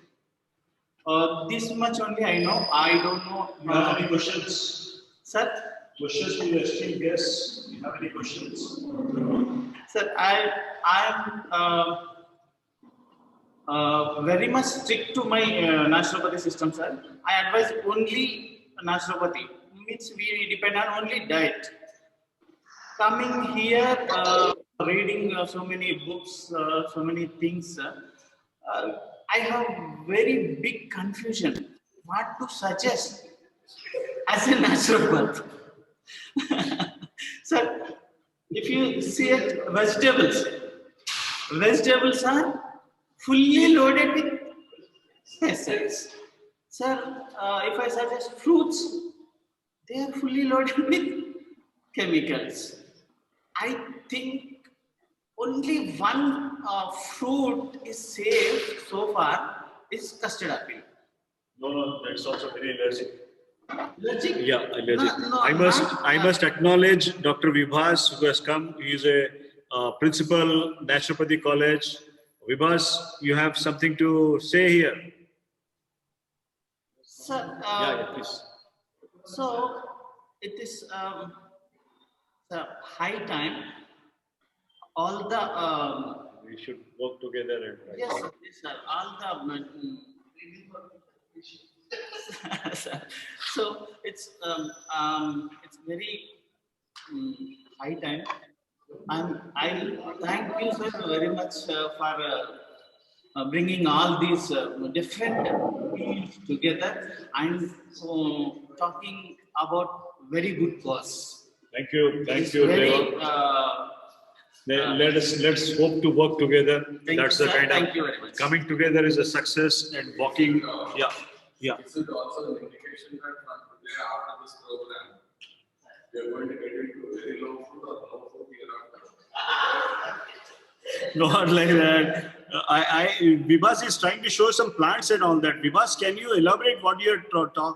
Where are you? Yeah, Vibhas. Vibhas is showing some plants. I don't know what you're. Yes. Yeah, you need to pure unmute turmeric, yourself. organically grown turmeric. Myself, as doctor said, a naturopath, BNYS doctor, heading the Excel Medical College for Naturopathy and Yoga in Erode, Tamil Nadu. Right now in my home, Kerala. Today morning I reached, as always, just now I got up actually. 1 second. Yeah, actually came in the early morning and slept well. Last 22 years, I did not take any allopathy medicine in my body, and my first principle is to sleep well, take rest, do fasting, and go with yoga and naturopathy. That's how I practice myself, and I came across Dr. Saxena in 2018 in National Institute of Naturopathy. And since then, I apologize that I am not able to being in contact with my regularly, though I observe all things in the group. But I could not because of my administrative responsibilities. But today, just accidentally, I entered inside, and I thought, no, this is somehow I should show this what we have, thanks to my parents who are retired. And my first point to suggest is, sir, like we all naturopaths all over India, being a 5.5-year medical course, we need to take this into the next generation doctors. I don't know how many senior gurus here knows about that, starting from same anatomy, physiology, biochemistry, pathology, microbiology, community medicine, obstetrics and gynecology, forensic medicine, and up to one subject of pharmacology, psychology, and hospital management, emergency medicine, and minor surgery, along with naturopathy topics like hydrotherapy, mud therapy, massage, acupuncture, acupressure, reflexology. I just want to add, because I just want to add here. I just want to add here. In MBBS first year, we have biochemistry, physiology, anatomy, and after second year, we used to have pharmacology. I can always tell you, if someone is good at biochemistry and physiology, you don't need a pharmacology. Very much, sir. That's all. No, that's how we want to teach. And first of all, we means I today just now I thought you have to come in one session. I wholeheartedly invite you for not one session, multiple sessions to my students. I have 300 plus students right now, and by next admission I'll have 400 plus students in a 5.5-year medical course, which is and if we one college starts throughout naturopaths all over India, 70 plus medical colleges, we can take it through our principal forum and other things. And all this scientific knowledge should reach to our next generation doctors, not only in naturopathy, I say, even to the other, because it is not sufficient to I see most of the faces here are 60 plus and 70 plus, whereas here 40s and 30s up to 18s, we can 18-year-old students, we can train all these things. Sir, that is the contribution for the next generation, along with this type of few works. Like this is our local variety of mango, and all this what I have shown is actually the pure turmeric, organically grown turmeric, which is going on in our own land. My father is here doing something in the for our same organically grown bananas, and whatever it is. The other side we have few vegetables and other things. Anyway, that is not the matter. That depends on our situation. We can do this. But we need to take this to younger generations, and we are bound to do that. So I will surely plan few sessions with different experts in this group, sir. That is what I think I can contribute to the world and for next generation. So, and other than that, whatever yoga and naturopathy way of living teaches to the society, nowadays it gets so much of importance. Starting from, as you said about gadgets, I'm also with gadget, and but everything is like yoga says mitahara. What is mitahara too? Everything mita, moderate, may take us to the better life. And as initially said, like world should not end in next 100 years, or life in earth should not end in next 100 years, where that is the responsibility of the younger generations. And we are let us try our best from the seniors' knowledge and experience. Let us take it to the younger generations so that they will go ahead with they will go ahead with the responsibility of protecting this Mother Earth. This is a local variety of our own plant. I don't know the exact English. Actually, today evening, 3 o'clock, I am inaugurating leaf curry mela. So that's why I came to local Kerala. I mean, in my native, where my mother is right now preparing a curry with this preparation recipe with this, and there will be around Dr. Vibhas, that is around 30 colocasia. ladies. Yeah, colocasia, right? Yeah, that English name. Thank you, Sridhar bhai. Yeah, thank you. So,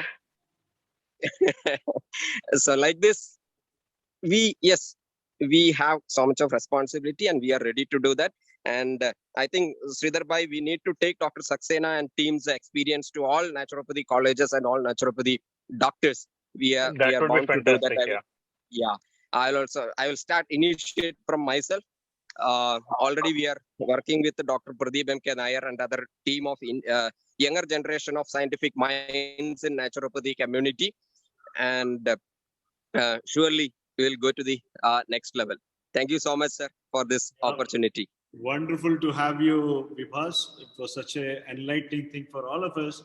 And we want to run away from Hyderabad. It's a metro and it's a bustling metro. We want to come back to that places.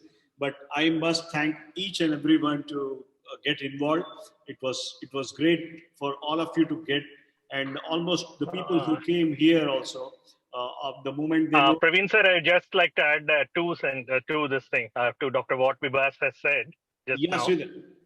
We have a wonderful subject called iridiagnosis, where by seeing the iris of the person, we can not only detect most of the toxins, but also the inflammation which is going on inside, and we can predict what diseases he could be most probably getting to. Rather than iridiology. Yeah. So basically, that could be one thing which could be integrated into all other systems if more research can be done, rather than just in the nature cure hospitals. If even allopathy doctors start taking it up, looking at the way we do iridiagnosis, we can teach it very easily. I mean, in any of this kind of forums, maybe 2 or 3 sessions will be sufficient to teach it.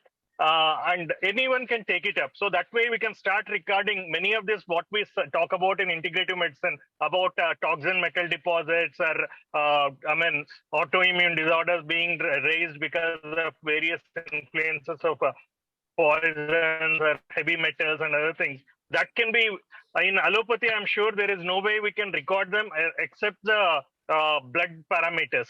But here in allopathy, by seeing the iris without even taking a drop of blood or without taking any fluids, we can actually predict it, what problems can happen to the person. So that could be something which is very useful. So yeah, that's something which actually should be used all over the country, really, not only in integrated medicine. Because it's a great means of diagnosis. It's a great means of diagnosis, fast, efficient, accurate. It tells you what's going to happen and why you have the problems you have. Yes. True, sir. I think we learned so much from each another, and I have to conclude here. I think these people are. We started quite early in the. We are just coming, sir. Up, upar leke jao, I'm just coming. So I must thank each and every person here, and it was a fantastic kind of stuff. Thanks, one and all. Okay, here I end the program. Would like to follow up with some other things later. Thanks for coming again. Thank you. Thank you very much, sir, for sharing.